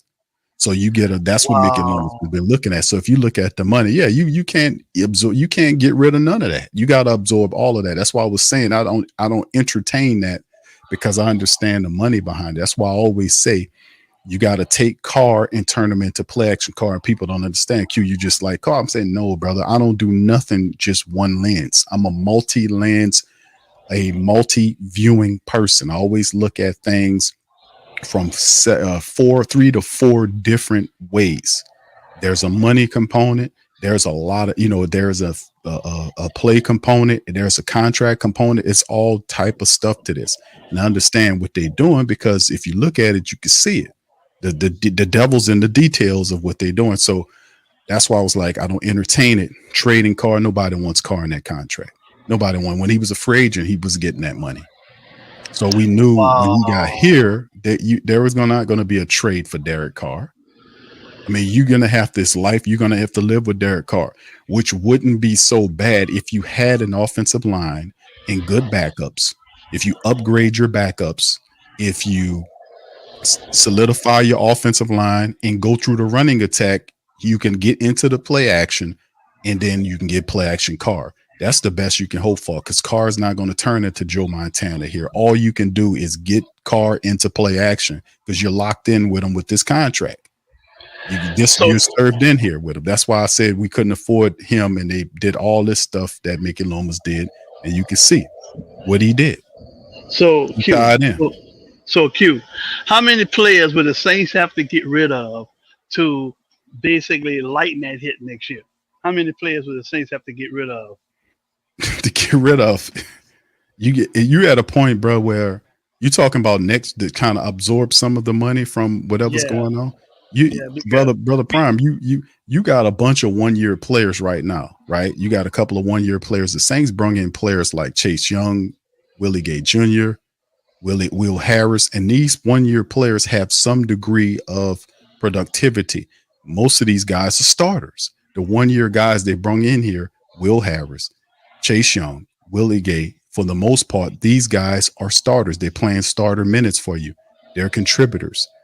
But the issue is, when they fall off, who do you have to replace them? Are you going to bring them back? Are you going to draft somebody? Or are you going to get cheaper with it? You see what I'm saying? So it ain't like you can take certain people and just and get rid of them. To kind of, the Saints done worked all the money. What the extra money going to come from to sign MBS, Scantlin? If he decides to come here, the Saints are going to rework another contract. And they just that's what where the money going to come from, bro. They can't pull it out of thin air. If you need to make money, you got to go and find it somewhere on your books, rework a deal, convert a portion of whatever salary into a signing bonus to free up the money to be able to sign whoever they need to sign. That's what they got to do. And that just feeds into it, because they stuck in the system. They're stuck in it. So the answer to it, like him working his way to the back, is let it play out. Bro, this is where we are. You got you stuck in there. That's like somebody telling you, taking over the country and telling you, hey man, we're gonna balance the budget. The only way to balance the budget is to fix the stuff that been the bad spending. You got to cut defense spending. You got to cut that. You got to cut that down. You got to take some of that money from FEMA. FEMA missing out on money. You got to take money from that black budget, which is tens of billions of dollars, and get that to the people. You see what I'm saying? There's an answer. Well, you got to know how to get to it. We're not gonna get too deep in there, but when it comes to that spending military, if I'm not mistaken, we spend more on military than the next 14 to 15 countries, but that's a conversation for another show. Yes, and you are a top contractor. You sell, you fill the world with arms. So you're the top seller of arms. You make more money than anybody. You give everybody arms. With that, you're right. We go talk about that on Q with Big Q. But go ahead and make your point, Brother Prime. Okay, my point is, fans, we stuck with this foolishness for the next look like 3 years.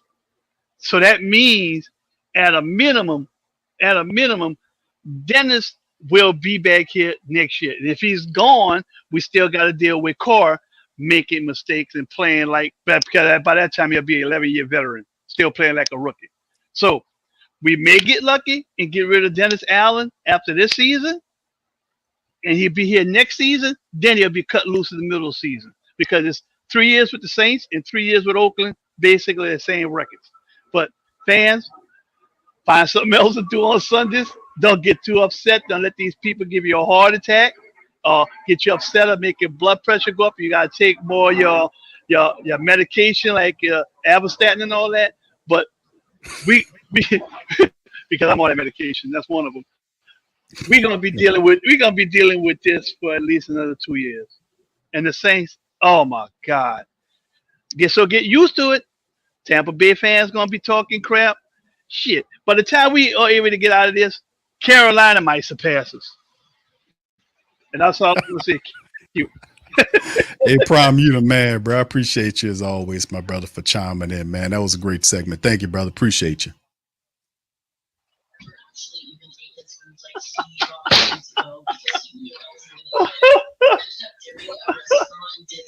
Who that to you, brother Prime? I'm gonna talk to you later, sir. Thank you, man. All right, bye. Appreciate it. All right, that's brother Prime, man. Dropping science, man. Brother Prime saying, man, let's get the balance book. We just went on a quick breakdown. We got OG. If you want to tune in, family member, shout out to y'all for being here. The stream has been open for the entire thing, and we'll be going into our third hour.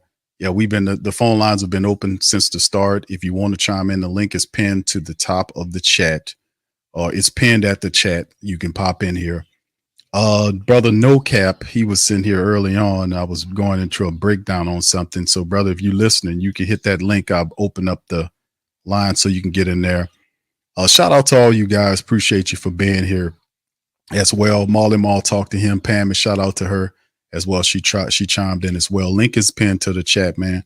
We're gonna go probably another hour, and then we're gonna chop it off, man, for our broadcast as well. So now I think this is a rough period. But listen, let's be candid, man. We known this. I've known this for a while. I mean, all this stuff has been public knowledge for a minute.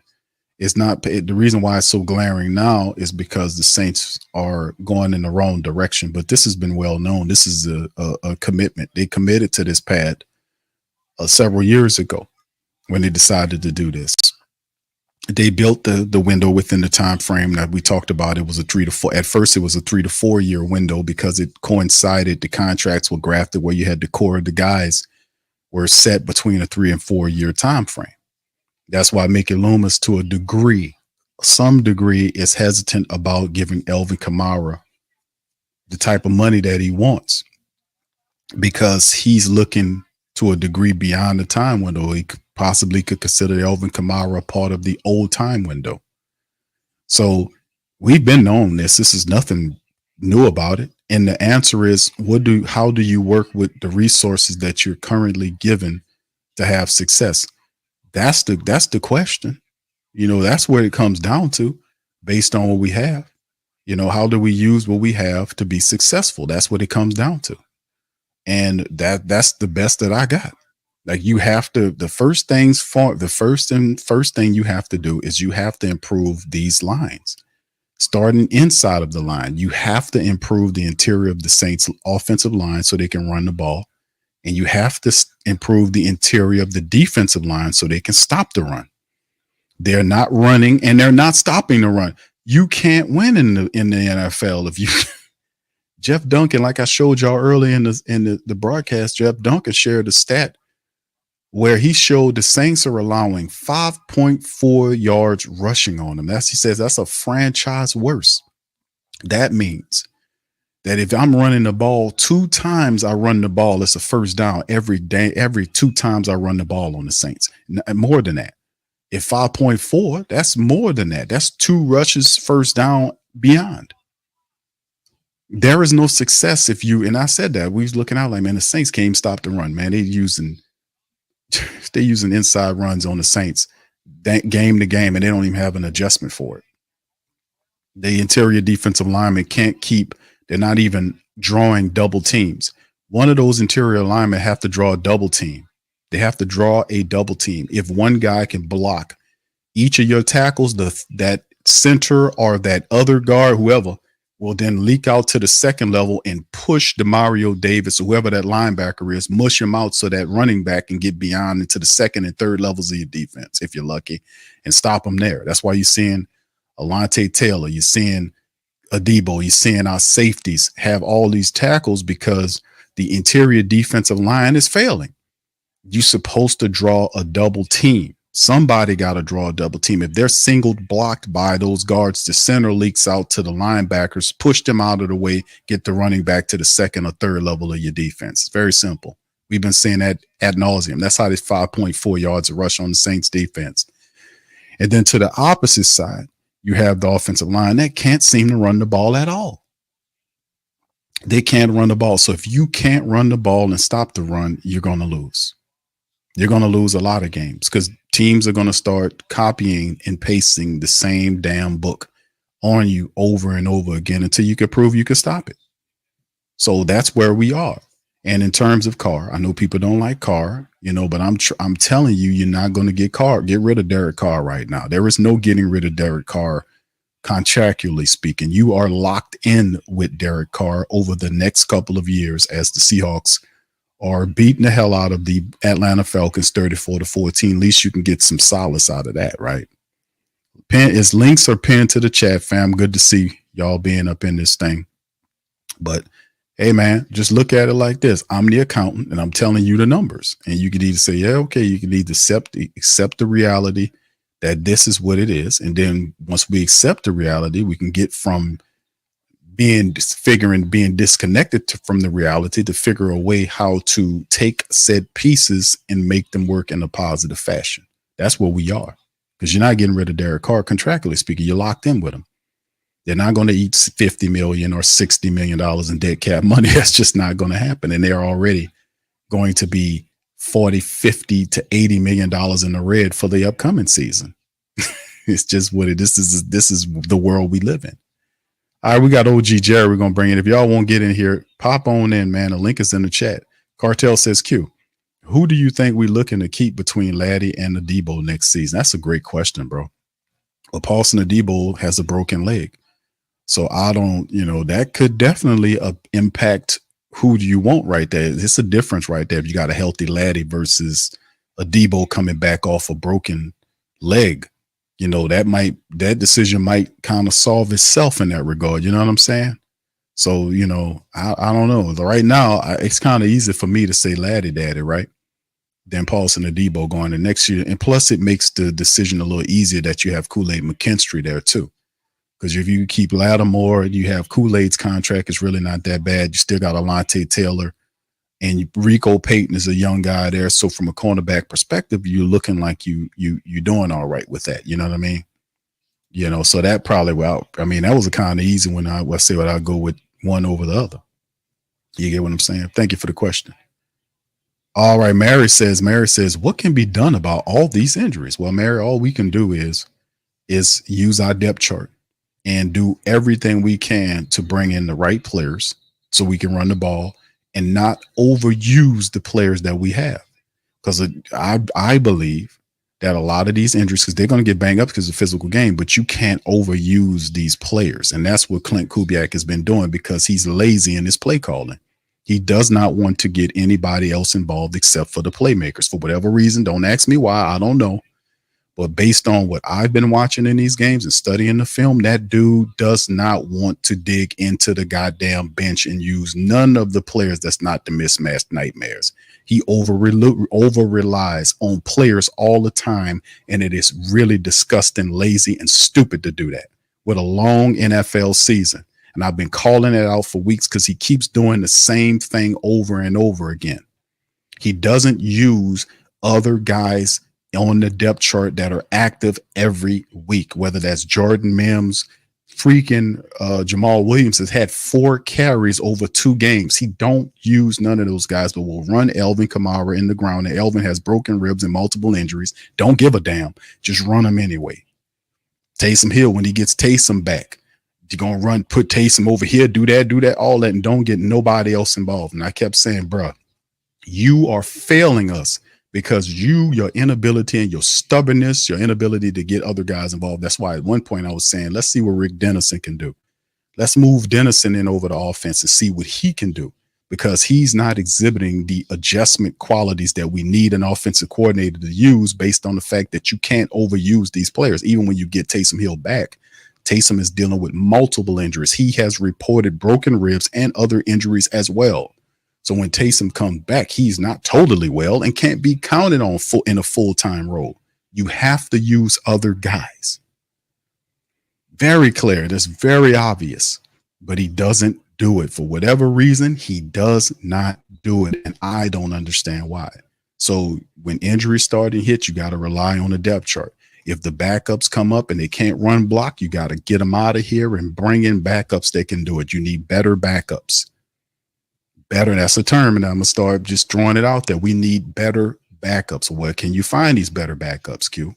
The practice squad of other teams that you can pilfer from, the trade market, free agency. There are 3 ways we can improve our team and find better backups. And we have a long week right now to prepare for the Chargers with this mini bye. We need to be having offensive lineman tryouts right now, Monday and Tuesday, to get right now. Ain't no Dennis Allen need to be taking no time to go see nobody. You need to be in there figuring out the answers, doing tryouts, bringing people in, and solving the offensive line woes. Ain't no time for all that. You want to give them players some rest period, that's fine, but you ain't doing nothing. You don't need no rest period. I can understand DeMario and Tyron and all them brothers getting some rest because they're running around on the field. They played 3 games in 10 days. But what the hell are you doing? You ain't doing nothing. Get your ass in there and start calling them people, bringing in these offensive linemen, doing stuff, acting like you trying to shake this 5-game, not 3, not 4, 5-game losing streak. Crazy. You got to show people. You got to show people you want to win, and that's what it comes down on. Yes. Andy says, Jamal, he's still on the team. Well, I forgot. Yeah, you forgot. You know why you forgot, brother? Because this Clint Kubiak character, and like I've been saying, fam, when Taysom Hill is away, Clint Kubiak can't call the play. It sounds like a nursery rhyme, but I've been saying it over weeks because it's true. If Taysom ain't in there, he don't stand a chance in the hell to get no wins, because he don't have nobody in there outside Elvin he can overuse. And he was doing it to Rashid Shaheed. Y'all remember he was force feeding the deep ball to Rashid Shaheed without establishing the run? Y'all seen that? And the shit didn't work, man. It didn't work. He was force feeding the ball, and Chris Olave, and it was looking at, even Chris Olave brother said something about the shit on social media. Rashid Shaheed is a good young wide receiver, but he's not the best receiver on the Saints. It is Chris Olave. So, I mean, like I said, man, this dude, whatever the case, I don't know what it is. That's why I said I would go to Rick Dennison. I would let Dennison run the offense for a little bit, see what we can do here. But all that other stuff, man, ain't no time. We got days, man. We shouldn't be rotating these same sorry backups in there, and they can't even run block. They don't even know who they blocking, and they supposed to be practicing every day. How you practice every day and then come out here and miss blocks or don't know who you blocking? How do you go watch the tape? We did the all 22. Every time they try to run the ball inside, some dumbass forget who they blocking, or they block the wrong person. They don't close off a block. It's just infuriating. I'm like, these dudes got to see. They have to see that, because you're practicing the way you're playing. So you can't tell me they having a Hall of Fame practice and to get out there and look like that on the field. You are dirty alive. You thinking that. They are liars. Anyway, listen, man, y'all want to chime in? Link is in the chat. I see you there, GM Kev. GM Kev, you in here, bro? Here's your chance, bro. Hit the link, man. GM Kev has been very vocal. Jim Kev says I'm the cause for why the Saints. Kev told me, man. Kev messaged me and said, Q, I got to take my blame too, Q, because you such a say. I was like, bro, what, dude? But here's your chance, man. I told you, it's your chance to vent. I got OG in here, man. OG, welcome in. How you doing, brother? What's up, Big Q? What's happening? Pretty good, my brother. How you feeling today? Well, I'm feeling good looking at these fail cons getting their asses by 20.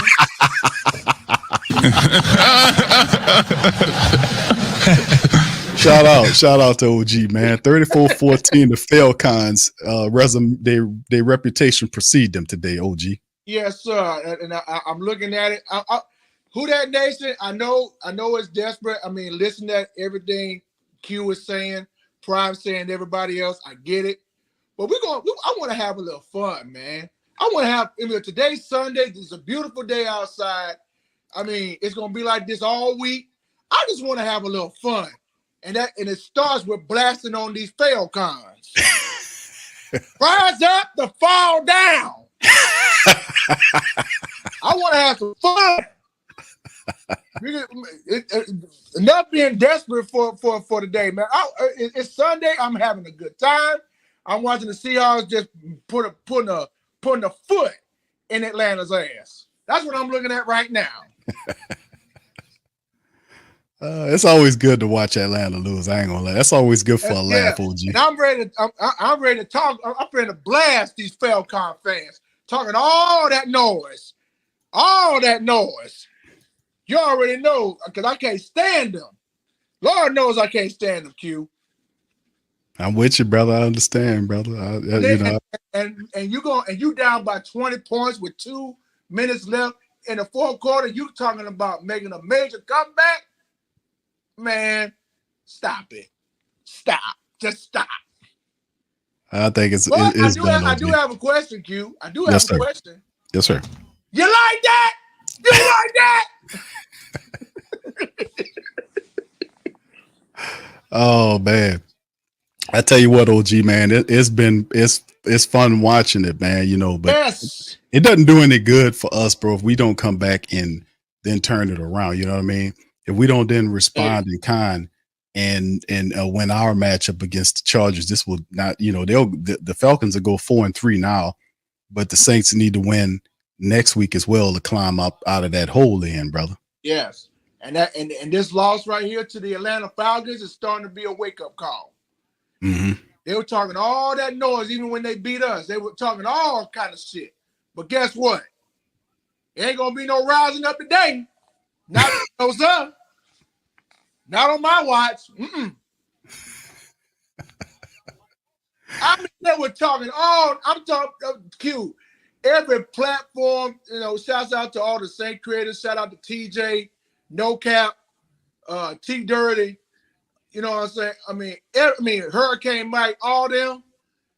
I love them, but every time we do something on the Saint, shout out to Jono, everybody else. Look, all this talk. Every time the Saints podcast go on, all these loud, obnoxious, low down, good for nothing Falcon fans love to come to crash the party. That's what they love to do, Q. They love to talk all that noise. And now Seattle already might well go ahead and say 4-3 as well. Because they beat the dog shit out of the Falcons. And I love it. I love it. I want to have a little fun right now. I mean, we can talk about these salary caps. We can talk about this. We can talk about that for our New Orleans Saints. Right. I mean, for days to come. I'm having fun today. That's right. That's right. I'm having fun, and watching the Falcons lose makes my day even more special. I ain't lying. That's right. That's right, OG. He ain't lying. You better believe it. I ain't lying. What you guys say now, all you Falcon fans out there? What y'all guys say now? Huh? Huh? You ain't got nothing to say after Seattle put 34 on your ass. That's right. That means you too, Eli. So take that L. Hey, OG. All you Falcon fans, take the L. Hey, OG, hey, I got some other people chiming in. Hey, brother, as always, thank you, man, for chiming in, man. Much love to you, bro. Thank you for all your support, too, OG. You the man, brother. Appreciate you for all that you do, my brother. Right back at you. That's Big Q. That's why you the Godfather. Godfather. But look, all jokes aside, like I said, I just want to come in and say hello to you. Shouts out to everybody. Shout out to you, brother. Much love to all y'all out there. I love you all. I love y'all so much. And I said I'm gonna say this, Q, and I'm gonna get out of here. Yes, sir. Somebody always talking about, man, you need to leave that sorry ass Saints team and come So like the teams like the Lions, the Falcons, you said, you know what I told them? I ain't going no damn where. I love this team and I'm staying with them. That's right, OG. I Tell don't them. care how good they are. I'm staying with this team, whether they're good or mediocre. I don't care. We're gonna turn it around, brother. I'm staying with my black and gold team.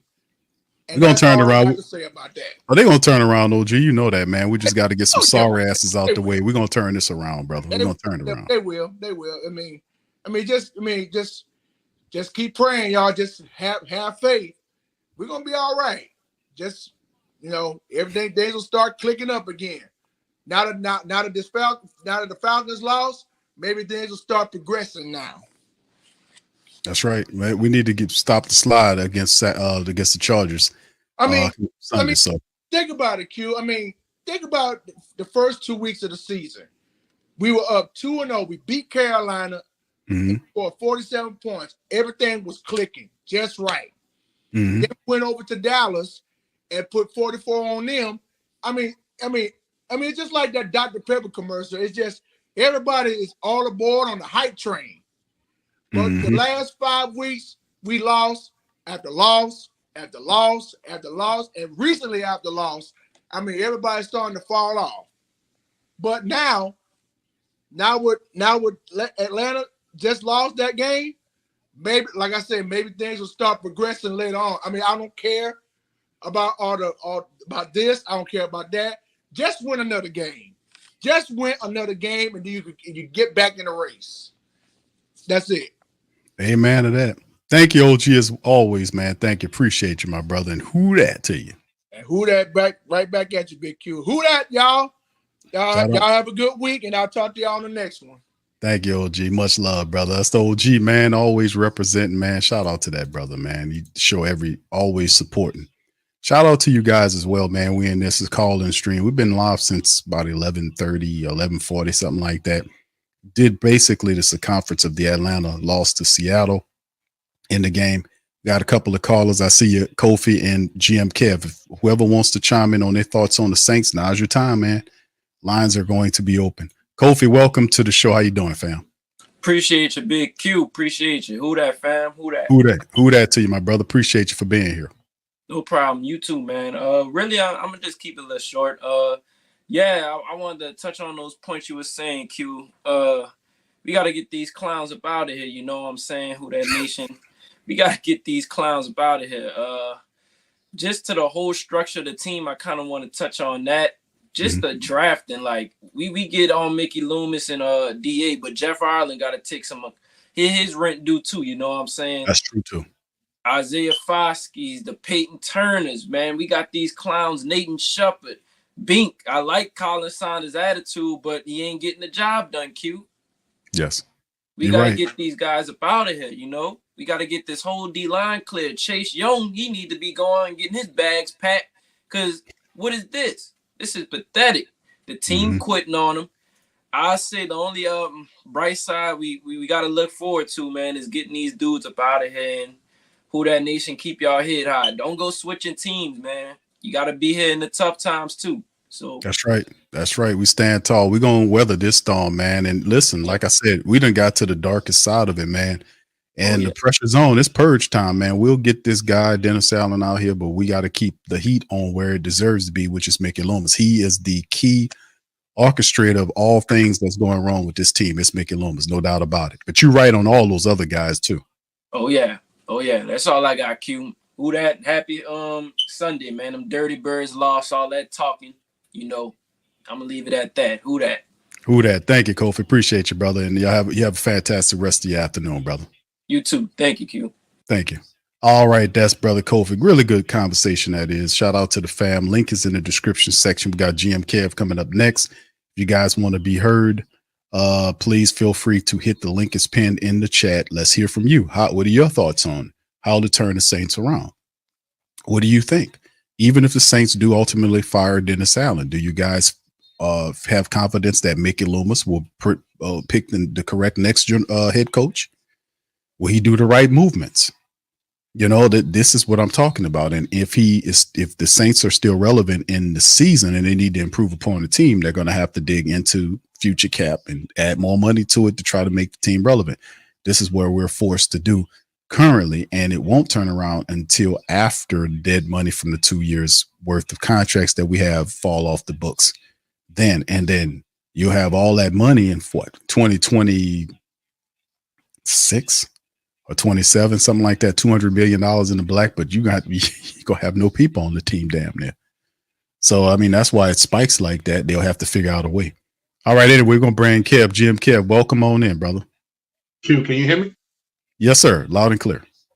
Yeah, well, you know, there's a couple of people that's supposed to be, well, I'm gonna say, gonna take blame for this, so you know who they are. But yeah, you got to add yourself too, because you gave, I mean, you gave all the draft A's. Oh, hold on, Kev. No, hold on. You gave all of them A's. I'm like, Q, how can every draft have an A? And now these draft picks not working out. You done turned coach now, like, well, they're not working. No, but you no. Gave them an A. You gave them an A. Fuck. And look, Kubiak got to be like, where's the loyalty? Because before he came this year, you was like, I can't wait till he talk. You was all big on Kubiak. He's like, yes, yes. No. Hold on, Kev. Now I said, like, a lot of the selections the Saints did, the A.T. Perry pick wasn't a bad pick. It wasn't bad. I agree with that. A.T. Perry was good. Now that's a half of the solution, the formula. The other half of the formula is that the coaches have to take these players and they have to make them work in the system. I know Pam is like, what? What? Wait, yeah, what? Q4 too. Yeah, Q gave all glowing reviews. Everything was golden. Everything. I was like, hold up, Q. How can a guy win like that? He never won before, and you gave him 12 wins and a Super Bowl appearance. I was like, when did that ever happen? Bro, I always said if, and I knew the component, the if portion, the half of that is for them to get the most out of the talent, putting players in the right position to win. I've always said that. I've said, yes, they have Super Bowl talent. Yes, A.T. Perry would be a good wide receiver for you. Yes, this guy will work for you. The other half of the formula is you have to be able to get the most out of these guys. You got to coach these guys up. And yes, I was advocate for Clint Kubiak because I like the style of offense that he wanted to bring in here. But the issue is, the other half of it is he has to be able to make it work. Now, if he's not, and listen, he's not doing what he's supposed to do, Dennis Allen not doing what he's supposed to do, and that's why the team is suffering. But you have to, at some degree, Kev, give understanding to some of these guys, because at the same time, you would anticipate a offensive coach or any coach will recognize, hey, man, that offensive guy right there ain't shit. He can't block. I need to get him on out of here and get somebody else as opposed to wasting time. I can't foresight that far to say, well, Clint Kubiak is, and when it gets to game number 4 or 5 or 6, Clint Kubiak will not allow, he would keep running same garbage ass backups because we banged up. The backups that he picked for the offense, he'll keep using them over, as opposed to if they can't run block, he won't get them out there and get new guys. I don't. My forecasting ability has its limits, so I didn't see that in that small detail right there. But outside of that, man, the system is the right system. Weeks 1 and 2, it works. But when it gets time, then when like I said, when the league catch up to what you're doing and they testing you, how then you react to that. But go ahead, brother. You know, Dennis Allen never been a guy who was good at counterpunching. So that's why I was trying to find it hard. Like, well, how do you see this? Because he never done that before. And for a guy to go through that baptism, he got to go through something. He never been through that. So I was already like, no, I don't see no 12 wins. Because I'm like, yo, you bringing the same dude back. Remember what happened last year? You have a quarterback who went called an audible. And Mickey Loomis said it's stupid to believe that Dennis Allen lost the team. Remember that? It's stupid to think that. So we bring that right back and we think we're going to get a Super Bowl out of that. It was already doomed to fail, bro, from the get-go. Well, but still in all, Kev, once the decision was made to go forward with Dennis Allen, and the door, it's a door every year where you look at it and say, okay, we approach it. We put pressure on these guys. Mickey Loomis says, listen, Dennis Allen just needs some help offensively speaking. Dennis Allen gets the right offensive coordinator in there. It might change some things. Can't be worse than what Clint Kubiak, what Pete Carmichael was doing. Clint Kubiak comes in. His system looks pretty good weeks 1 and weeks 2. Injuries start happening. He can't adjust. He can't dig into his bench. Refuse to use bench players successfully. As that fall, offensive, all this other stuff mounts, and he doesn't make the adjustments. The Saints doesn't make the adjustments personnel-wise to put players in there that can execute. When all that happened, bro, it just, they did not do a good enough job adjusting with everything that's going, and it's not working. But they do have the proper system. The system is a smart system. I'm not going to tell you no lie. But the guy, you know, it's hard to look at Clint Kubiak way down the line and says that the guy ain't going to adjust. When guys start getting hurt, he's not going to adjust to the backups that he picked to keep this thing rolling. He's going to force this, that, and the third. You know, like I say, man, it comes as a part. It's a test, and whether or not you get above it and win it. But I mean, Kev says that I'm a part blame right here. You know what I'm saying? I'll part the blame. So there you go. Part the blame, man. You and Dennis Lucia, bro. I'm blaming you. Hold on. Hold on. I was like, man, when did Q start working for WWL, bro? Like, what happened here? Damn, did y'all catch that? Did y'all catch that? GM Kev says I'm part. It's me and Dennis Lucia. Somebody got to get the blame with all this craziness going on, bro. Somebody. Okay. But no, look at this though. You're right. But what you just said about Kubiak, but Dennis Allen is the head coach. Q. He still have the overall say so to go in there and make a change with adjustments throughout the game, in game, whatever. You don't have to wait to halftime to make adjustments, right? No. Okay, so when you see the camera panning over there, do you ever see him go and talk to Kubiak? One time he was see him. There was something that DC put me on. He sent me. Yeah, there was a clip of Dennis Allen, and I think it was a couple of games back. Y'all put one in the chat if y'all remember that he was fussing, you know, at Clint Kubiak. You know, so it ain't all rosy where they get at each other. It's nothing consistent going on, because I mean, it ain't hard to figure out. I've said this over and over again about Clint Kubiak. When his big guns are not there, he doesn't want to use anybody else. He doesn't want to dig into the bench. And I was saying that about Jordan Mims. Jordan Mims was cutting up the preseason in the training camp. When we get to regular season, he don't even call his name. I forgot we even had him. Right, with Jordan Mims. And then when Kendre Miller gets activated, you know, he deactivates Jordan Mims. You could use Jordan Mims as a kick returner. Jordan Mims has multiple value, but he doesn't have the imagination, or maybe I don't know what's going on with Clint Kubiak. But he can't seem to coach unless he has his star players. And that's a big issue, because unless he uses those other guys, he's going to continue to fall flat. But I don't agree with that, Kev. I don't think maybe Dennis Lauscher is a problem, but I don't think if I worked for the Saints and I was in them high positions, bro, there wouldn't be all of this shit going on. You know, because my eyes are open. My eyes are not closed to with the Saints. I'll give a guy an opportunity. I'll give him a chance to see what he can do. And then even say, okay, it's time for you to adjust, because you get a guy a chance. It worked. It's not like it didn't work. It worked. Well, but now it's not working. Like you said, this is a power struggle because it's tied to the money. Like, when have you ever seen a coach had a contract we don't even know what it is? What other coach in the NFL that we don't have the contract on information you can look up? I don't think it's none. It's 32 teams, right? I think we're the only team the way you're gonna know the coach contract. What's that about? I'm not certain. We're the only team, but the Saints elected not to, to let the details be known about how much they're paying Dennis Allen. And and then what I said was the reason why you would do that is because you don't hold the results of a NFL average contract. That's just common sense, because it's nothing to see here. Mm-hmm. It's the average. So we release it. Everybody's getting paid this certain amount of money. You only hold the secret of the contract back because you're overpaying the guy. You're giving him, you have more years and more money than what he actually is worth. Therefore, you hold the results of the contract because you don't want the scrutiny and the criticism of paying him too much. And he doesn't have that type of resume to go with it. It's easy to kind of break it down. That's why I think that they kind of held the numbers back, and you believe the same thing. Yeah, and it's like and the media can't even ask about that. I never seen nothing like that, bro.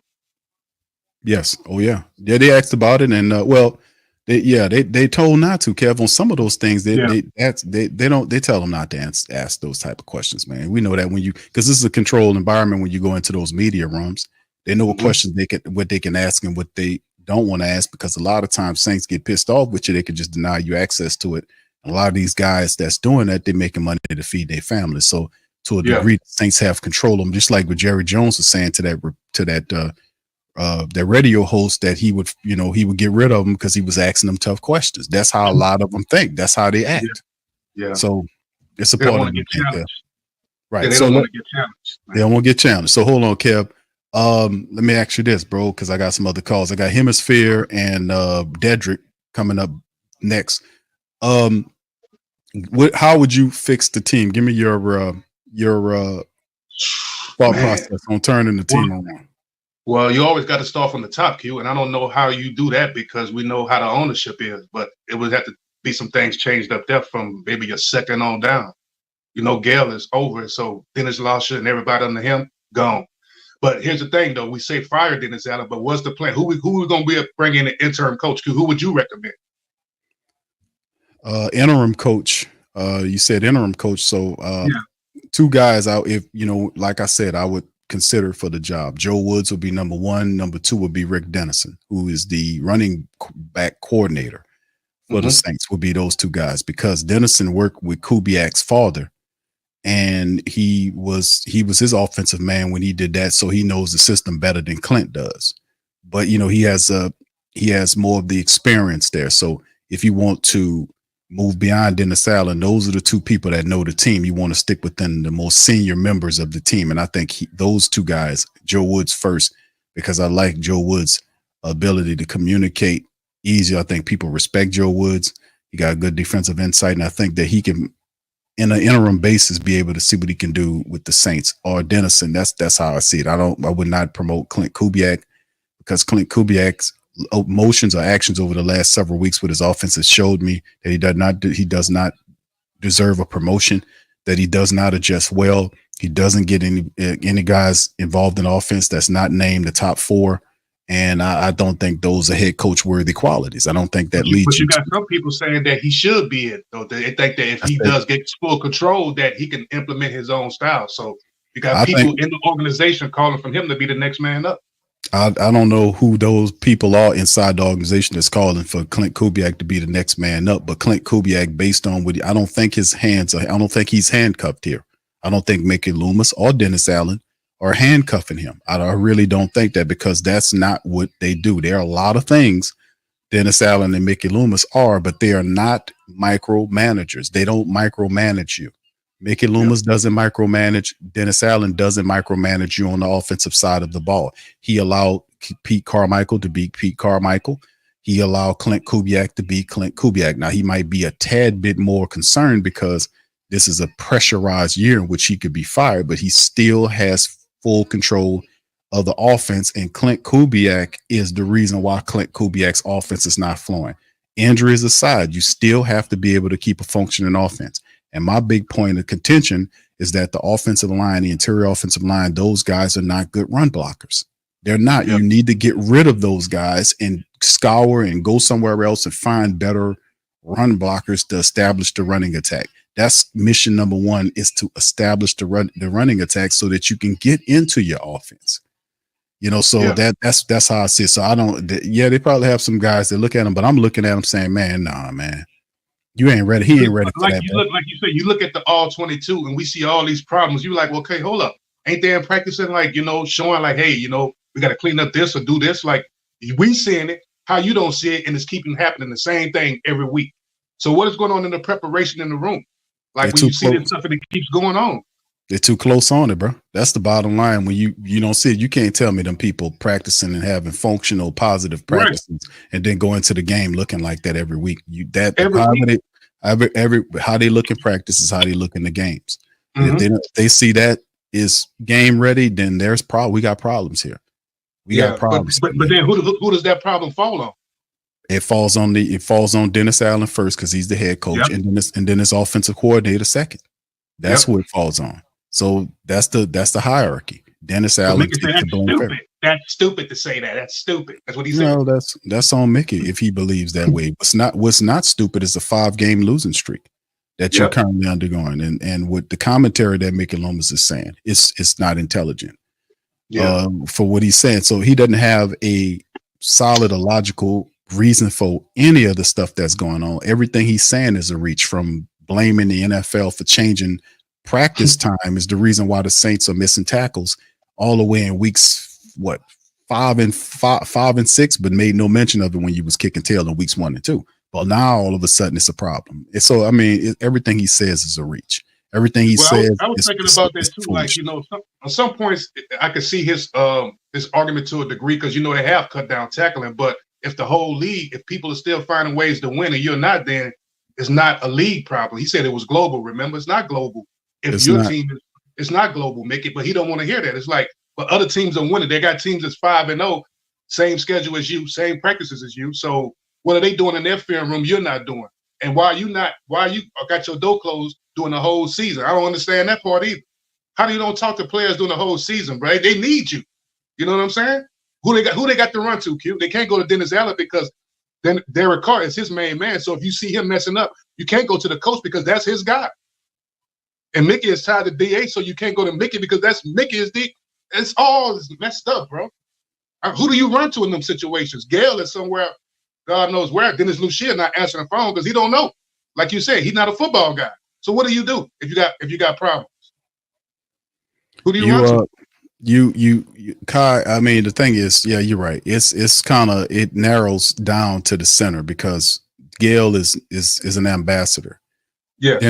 Dennis Lauscha, who's the president of football operations, is a glorified accountant. That's what the man is. He's an accountant. Let's just be real. That's how he got on with the Saints. He was an accountant. So he's doing a good job. He's doing a good job on that. Business wise, yes, he is doing a good job. But in terms of football acumen, that's on the field, he defers to Mickey Loomis, which gives Mickey Loomis way too much power in his organization, and he's the problem. The Saints have created a Frankenstein type creature that sits within the organization that stalls out the development of the organization. He dams up all the potentiality because he doesn't allow anybody to grow inside of the organization. He literally sits on 2 positions, one of which he doesn't deserve anymore. He literally lets they train talent to go elsewhere as opposed to take the job away from Loomis to give it to somebody else. The Saints have created a Frankenstein character there, and that's what he is. So he sits up there and he swats and flails away at people that's who's criticizing obvious bad decisions and obvious poor play from the team. So he's not in Frankenstein. We know in Frankenstein, the Frankenstein monster, the creature from the movies, was not an intelligent being. He was mostly had the mind of a child to many of many things. He wasn't a very smart person. But this is what Mickey Loomis does. He's over emotional. He's beyond his time at needing to be the general manager of the team. He's damming up all of the potentiality and keeping his team quite antiquated. They've created the monster. Saints have created the monster. It's falling apart real fast, dude. Like, you know, you could tell, like Dennis Allen, you can see in his face, bro, he overwhelmed, Q. You know, you got a guy in a position, he's overwhelmed, bro. And it's like, Mickey, you got to save this guy. You could save him by firing him, bro, for real. That's what Oakland did in their year 3, didn't they? They got the 0-4. They said, nah, that's enough. That's enough. But he didn't have the same support basis because Mickey Loomis is governing out emotion. He believes that this Dennis Allen character is a sort of Sean Payton type character. He ain't using logic. His emotion and his hard-headedness and stubbornness is what's keeping Dennis Allen in position, because you can't say he's a winner because he's not winning. You can't logically say any other things positive because the defense that he's supposed to champion is allowing 5.4 yards per rush and can't hold anybody. Even when the Saints offense did take the lead back to Atlanta, Dennis Allen's defense, Adebo in particular, created a penalty in which put Young Ho Koo in position to kick a long field goal to kick the Saints into a loss. So even with some of these games, the Saints offense were able to try to get back in position. The defense didn't do a good enough job of stopping them. So we've seen cracks and fractures, and then the bottom fell out against Tampa Bay. And then in Denver, nobody showed up. So it's just one of those things where it's systemic, and the Mickey Loomis Frankenstein creature that they have over there is the reason for why all this stuff is happening.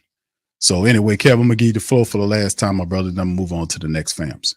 No, I'm just waiting for a succession plan, man. Because, you know, what are we gonna do? Who is gonna be the starting quarterback? Is it gonna be Rattler? And if it is, you know, we need to develop and put stuff around him. You know, like you say, offensive line. But excuse me, even with that, it's a lot of drafts throughout the years. They missed some good picks on. And like I think somebody, one of the New Orleans Saints network said that was a key thing that nobody talked about through the years. A lot of the draft selections they missed on, and the guys you picked, you haven't put them up to par. Somebody made a comment about Foskey. I forgot we even had him. You know, that was a second round pick, wasn't it? Yes, he was. So he's a second round pick. That's a high draft pick. Why is he not playing? That don't make any sense. So it's like you didn't even have a second second round pick that year if you're not getting the quality out of it. Yeah, this is true, man. And that's some of the thing we talked about. Like some of these people were not bad draft choices, but it's all about putting them in positions to succeed. That's what coaches are supposed to do because the player can't do it. All the thing the player can do is prepare for the opportunity once the coach says, okay, we're going to call you. And then that player also has to listen to the coaches and get coached up to understand what he needs to do so that he be in a position to help the team. And we haven't seen that happen. We've seen A.T. Perry get put in the street after 2 years, which was stupid. A.T. Perry shouldn't have been cut. Even if he was injured, he should have been placed on the injury list, you know, so that we can keep him at a certain time, not put in the street. So they lie about that. That was a weird lie for whatever reason. They cut him and say, the report asks him, so you're going to cut him and put him on the injury list because they understand and know that if a player is injured, you don't cut him to put him on the injury list. You just merely designate him as injured and he goes on the list by default. So you cutting a player and then they ask him, are you going to cut him to put him on the injury? And this is what Dennis Allen said in the press conference because I think it was Mike Triplett answering the question. He said, no, we're going to put him on the practice squad.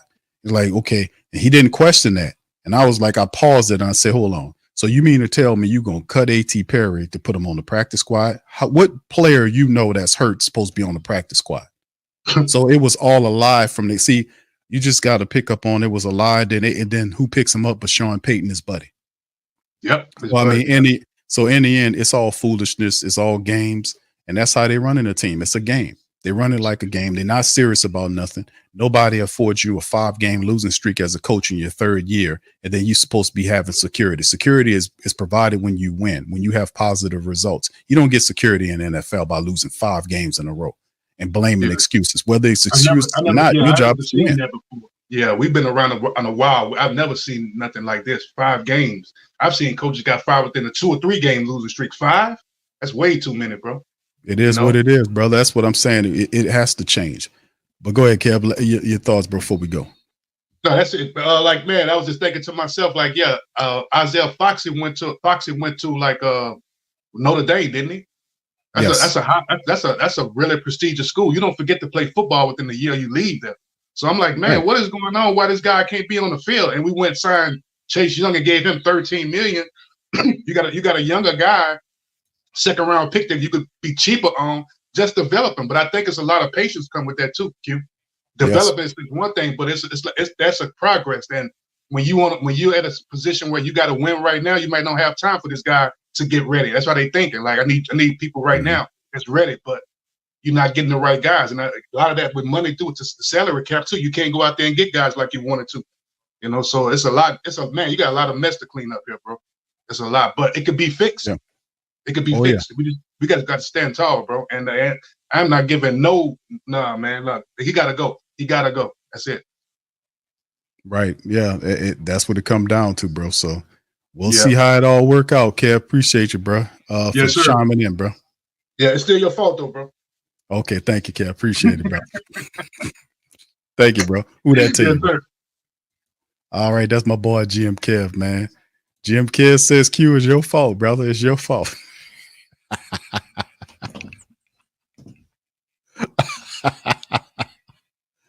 Kev says me and Dennis Lausch's fault. I was like, God damn, bro. Damn. Yeah, what the hell, man? How is it my fault? What the hell did I do? What the hell did I do?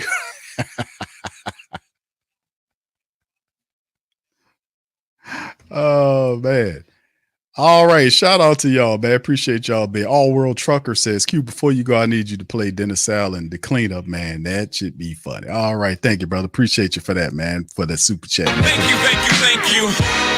Fuck too kind. Thank you, bro. Appreciate you, man. Let me pull it up. And here's by special request, the cleanup man. Call me Santa friend, but I'm the cleanup man. The cleanup man. He'll sweep your girlfriend off the feet. The reason I know so much about him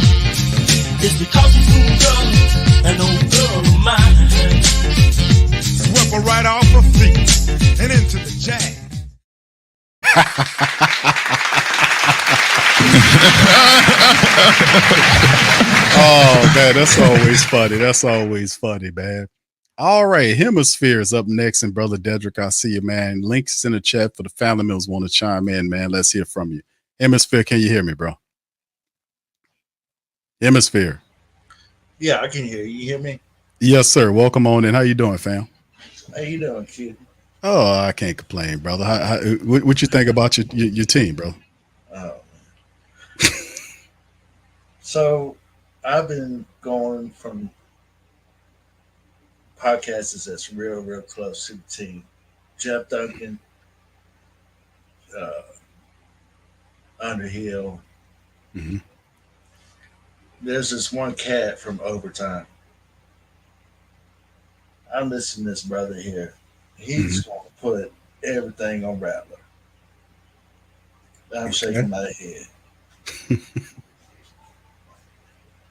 I'm asking myself, have you ever played football before? Yes. Have you ever played quarterback before? You've been covering this team for how many years? And this cat is like local New Orleans media. He's been covering the Saints for years. As long as I remember. So it's all Rattler's fault. Well, man, if you ain't got nobody to block in the middle of the line, I don't care how many years you've been quarterbacking in the league. Nobody can't do that. So you roll them out, trying to see if you can have some time to throw. But yeah, according to him, so you got a lot of absent-minded people around the daggone team that's covering the team. Mm-hmm. There's one person that I keep an eye on in situations like this. Jeff Duncan. Okay. Let me ask you something, Q. Last year, during the Jaguars game, Mickey, Saints Brass, Miss B.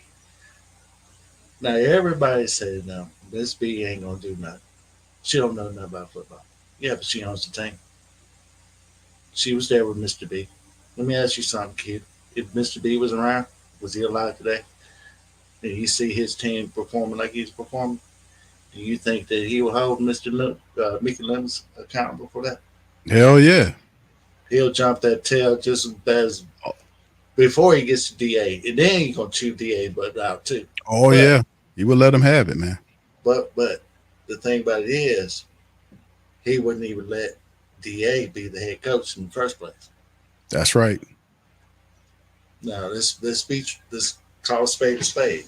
That's true. Somebody was telling me something about, okay, so how would the Saints get around the will to get rid of Mickey? Is there trust involved in that too, or is it just a will? I'm just asking because I don't. Is what I'm hearing is it's that he's written into the will, but I don't think it's a situation where you got to get rid of him. I don't think you get rid of Mickey Loomis. It needs to be a shift, like because he got two jobs. He has a lot of security within the organization. Like I said, it's a very weird dynamic because the two people above him over rely on him, and he's in the people below him. He's basically kind of contracted out the duties of the general manager position, and he's holding power. He's holding power. He's powerful in the Saints organization. So you're not going to be able to fire him unless she says, you know what, she comes in, or Dennis Lauscher, who's just an accountant. He's not going to do none of that. They come in and say something. Now, the only way she gets involved is if the numbers, the money don't look good. That's when the accountant, who is Lauscher, will then look at the say, we got to do something. We got to change something up. It has to be the money. That's all it's behind. So there is no firing of Mickey Loomis. All you can do is strip him of the general manager title. He'll still be the VP, which is still a powerful position. And you allow the general manager to then control the team, the right guy to be able to do what he got to do. But it takes imagination. It takes understanding that there is a problem in the Saints organization and that they need to reformat the hierarchy. Yeah, because like about a couple of weeks ago or so, whenever he had that, he was on WWL with Bobby Hebert. Mm-hmm. You played it. We Yes. all heard Bobby Hebert really hammering the point. Yes. Followers, stats, and everything. Credit to him for doing that. Mm-hmm. But he's standing pat on DA. Now, I'm wondering, why is it Mickey is so hell-bent on keeping DA, knowing everything about the team? When DA first got the team, Q, let's not forget, that team was locked and loaded. That was a championship caliber team. We was only a quarterback away. And we could have made a championship run with that team. What has happened ever since then? They went backwards. Eroded. Yes, they went backwards. Yes. Slowly but surely, year by year, you had all these good coaches. You had co-defensive coordinators. Yes. You got rid of them. You got your own people next year on your defense. Then this year, you got an offensive staff. Mm-hmm. Now we're seeing what we see now. And we've been seeing it for the past couple of years. Yes. So what's the advantages of keeping this guy around? What is it? What is it about DA? Because I can tell you this: if we go get Frank Reich, the old coach from Carolina, or Bill Belichick, or any of these offensive coordinators will come in with this kind of talent and make something out of it. Mm-hmm. Because this cat is not managing the roster. Right. Yeah. That's the reason why we got AT. AT is on Denver now because he cannot manage the roster. And then you hear the reports from AT that, well, I wasn't really hurt. They put me on the practice squad, but I wasn't hurt. I was ready to play. Really? And you got AK. I'm looking at our leadership, our leaders, and even Jeff Duncan was saying it last game. None of the leaders spoke up in the locker room. That's concerning. That's concerning because you need your leaders to speak up. Now you ain't got your leaders speaking. They finally said something at the Thursday night. They finally said something. Where's the fire? Where's the motivation? These cats do not want to play DA at all. You even got a commentator on Thursday Night Football that's not even around the team all the time said the same thing. And it was big news because they're saying the same thing we all been saying for the past 3-4 years now. Same thing. Yeah, it's very it's very interesting, to be honest with you. The Dennis Allen thing, that's all Mickey Loomis. Mickey Loomis is believing that Dennis Allen is somebody he's not. And also it kind of lends itself to Mickey Loomis believing that he doesn't make any mistakes because he believes Dennis Allen will turn the Saints around. And like I said, Dennis Allen, Mickey Loomis has been a guy that had bad vision for a very long time. People don't realize it.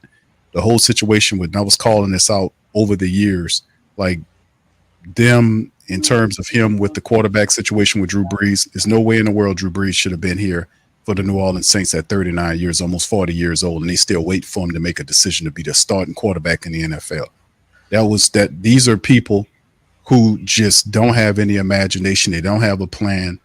They made bad decisions here. Sean Payton being here, give him his comeuppance too with this crap with picking Marcus Davenport over Lamar Jackson. Lamar Jackson is one of the top 3 quarterbacks in the NFL. Saints had an opportunity to draft him. They chose to draft Davenport. and Davenport hurt right now for another team. So I mean, they failed consistently over the years. They didn't have any vision, and now the team is sitting up here with Dennis Allen, another bad coach, and it's just another failed decision by Mickey Loomis. But once again, he has no overseers that's challenging any of his decisions that he's made. I remember Mike Hoss, one of the toughest questions he asked was, who oversees you? Who evaluates you? And he said, I don't know. And the answer is nobody evaluates Mickey Loomis above him. None of them are checking Mickey Loomis out to make sure he's doing what they're doing. It's a laughing stock of how this team is ran from the top down, where Mickey Loomis is supposed to be making all these excuses. He can't be approached with logic or reasoning or anything.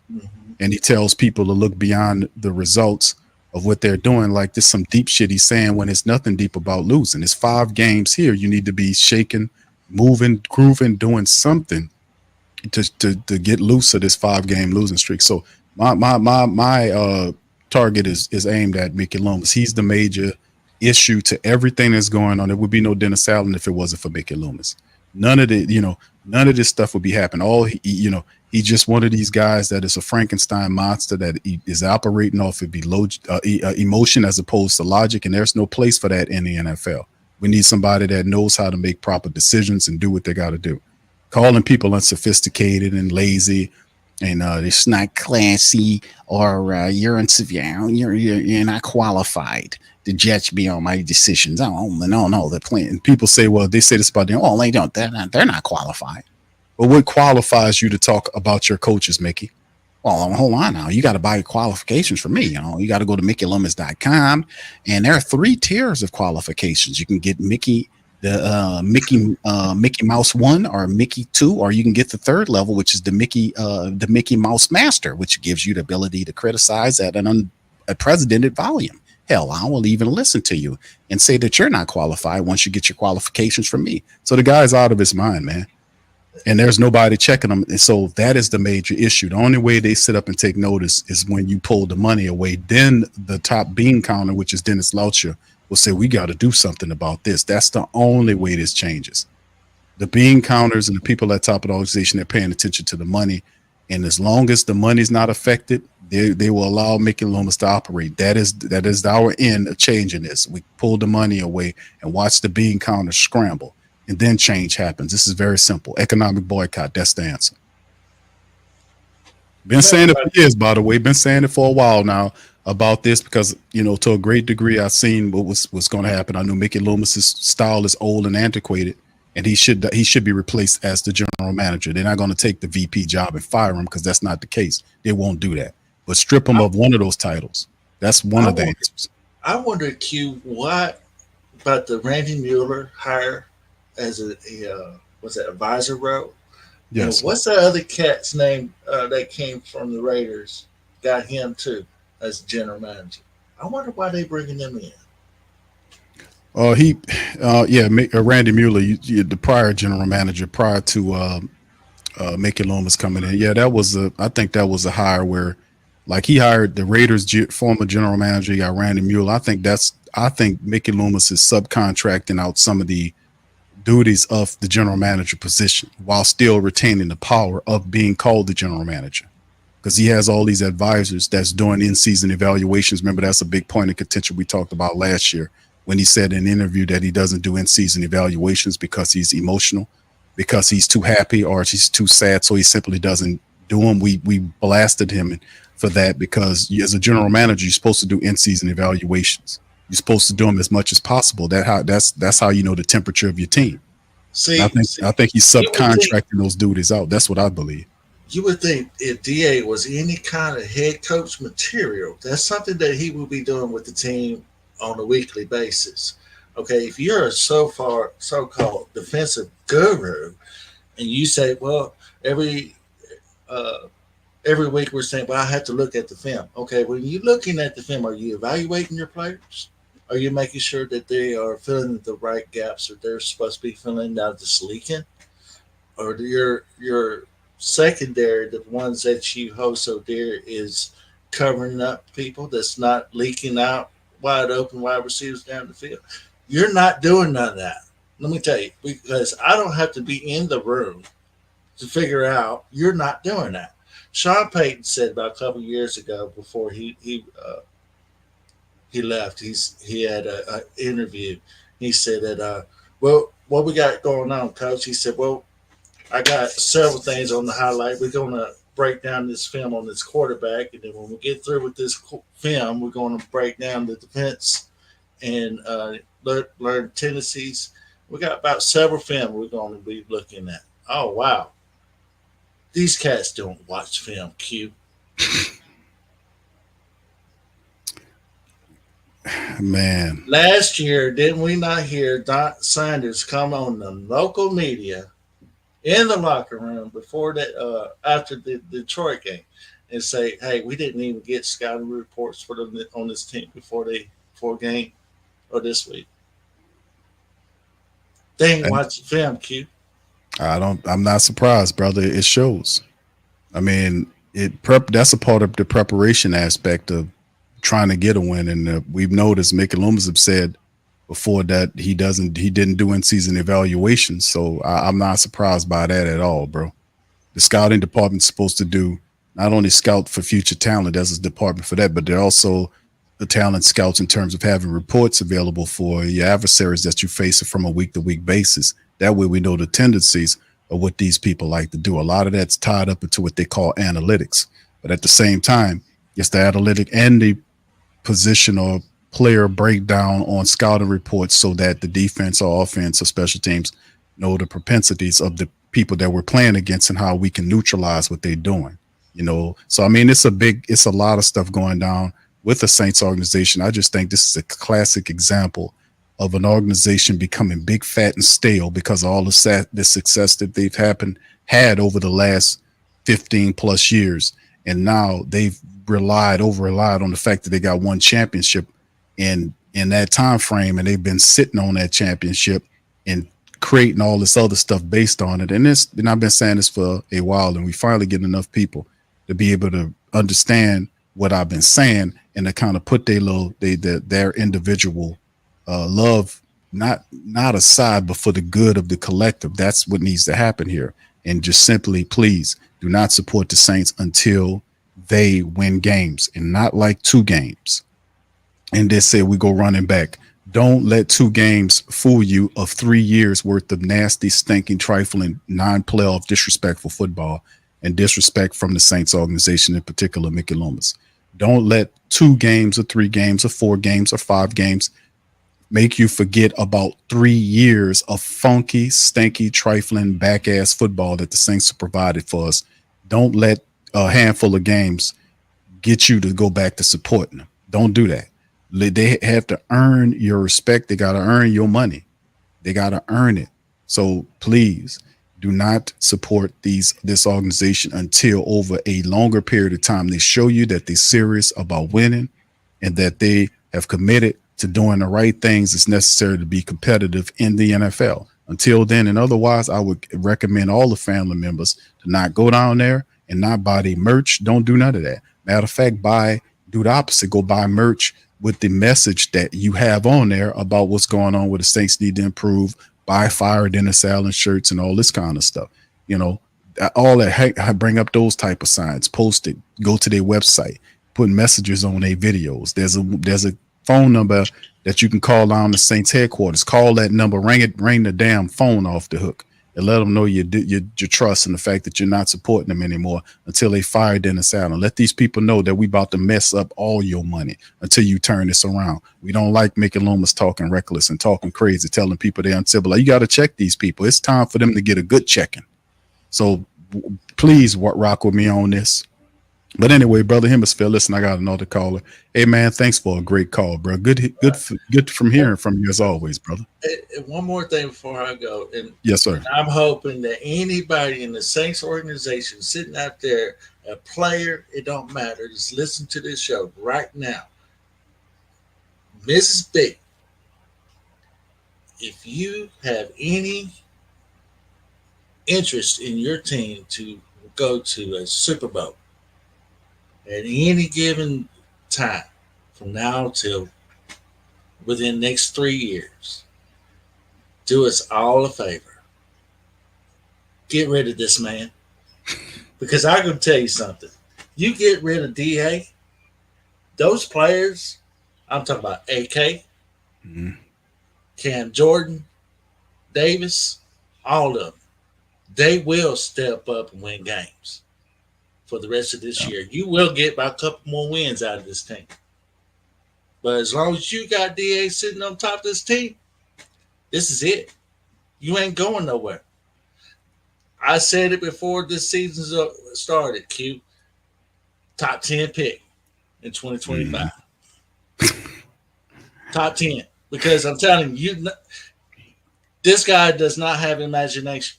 Like I said, they don't watch film. He don't even hold the players accountable. None of that. These players just going in there because they're paid to be there, and they just doing what they do naturally.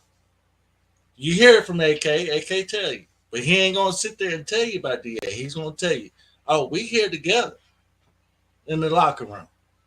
But he ain't going to say nothing more than that because he already know. If he was to say something and how you really feel, he's going to be just like Michael Thomas. Gone. CD Deuce. Gone. Yeah. All because they sitting there voicing their daggone opinions. Look at Winston. He got in the daggone media, was mouthing off in the media. Now he gone. These players deserve better than this, Q. And we deserve better than this, too. Mm-hmm. Absolutely. Clean house. Saints, clean house. That's all I got, Q. All right. It's good talking to you, brother. You As always. Rise up a little bit more, man, so we come on in here and holler at you. I will, brother. I'm going to start doing that on a week-to-week basis, bro. Starting now, I'm going to do it next week, too, bro. I'm opening up them so I can hear from the family members, man. No doubt about it, brother. You keep doing what you're doing, Q. You good. Thank you, sir. Appreciate you, bro. Later, you safe out there, brother. Thank you, man. All right. That's Hemisphere, man. Thank you, Hemisphere. Good call, man. All right. Big ups to the fam. Thank you, brother Anthony, man, for your cash out, brother. Appreciate that, man. Much love. Thank you. Fuck too kind. Shout out to brother Anthony on the cash app, man. Yes, sir. I appreciate you, bro. All right. Much love to the fam, man. We up in this thing, man. It's a lot, man. It's a lot. All right. Right now, man, we watching what's going on with the Washington Commanders right now. Jaden Daniels, man, is doing his thing. Him and the Washington Commanders, man, they're 4-2. They don't look like they're on their way to a big win over the Carolina Panthers, man. 17-0 at the top at 11:35 at the second quarter. You're going to be 5-2 to Washington Commanders. I knew looking at Jaden Daniels was going to take the game over. He's accurate. He can run. He adds to your running attack. And the Commanders are back to respectability, man. First time in a long time. So shout out to LSU Jaden Daniels, man. Doing our thing. Plus Joe Burrow won today with Cincinnati, man. So pretty cool. All right, Brother Dedrick, we're going to bring him into the stream as well. Brother Dedrick, welcome on in. Thank you for being patient, brother. How you doing? Doing good, QA. Can you hear me, brother? Yes, sir. Loud and clear. Hey, Q, been a long time since I had a chance to call in, bro. How you been doing, man? I've been hanging in there, brother. How about you? Man, dealing with the Saints, man. It's getting tough up here in North Carolina for me, Q, man. It's getting tough up here, man. Hey, but hey, Q, man, listen, man. Hey, I'm not going to say nothing that we don't already know, but I just want to give my opinion on the team and Dennis Allen. Now, I want to start with Dennis Allen. I want to go back to what the other two callers said, talking about the ownership. And I'm not going to blame Miss Benson, man, but if Tom Benson was here, I don't think he'd be putting up with a lot of this mess that's going on. You know what I'm saying? Right. And even though she's the owner, she may not know much about football. I mean, this is your business. You got to know as a business owner when your business is succeeding and failing. You got to be able to step in, even if you don't know. Okay. She's seeing the same things we see. It don't take much football knowledge to know that the head coach is just not getting the job done. All right. Now, we all want Dennis Allen gone, myself included. Okay. But I'm going to touch on Dennis Allen as a head coach. The reason why I say Dennis Allen is not a good head coach is not just his coaching record. It's deeper than that, Q. This is just my opinion, brother. This is my opinion. All right. It's deeper than that. Dennis Allen is not a leader of men. in order to be a head coach, and you have to be a leader of men. Okay, I served in the military. When I graduated from boot camp, we all wanted to be drill instructors. Everybody can't do that, Q. You have to be a leader. The hardest job that drill instructors have, or drill sergeants, if you was in the Army, the hardest job they have is to take young, nonviolent men and turn them into violent men. In order for you to succeed as a head coach, I don't care how good of a coordinator you are, that don't matter. You could be the perfect X's and O's guy. You got to get players that aren't great to play great. Sean Payton did that. Now, Sean Payton didn't know anything about defense. Okay, he didn't. But he could run the team as a head coach because he understood men. He knew when they messed up as a head coach, as a leader, you got to get in a guy's face. I don't care if he's wearing the wrong cleats, false start. You got to be there to correct those issues on and off the field. Okay. Right. Dennis Allen can't do that.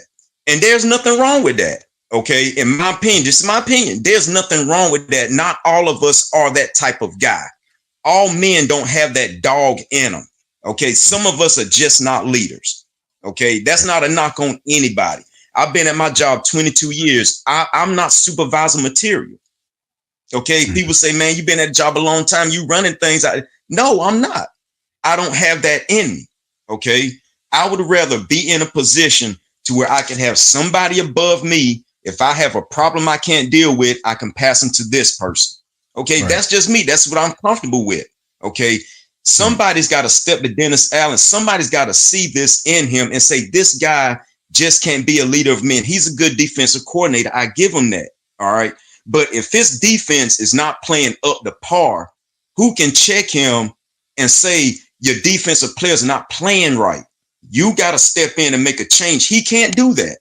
He's the type of guy, he probably go home, tell his son to cut the grass, get up the next day, the grass ain't cut. He go out there and get the lawnmower and cut it himself. No, man.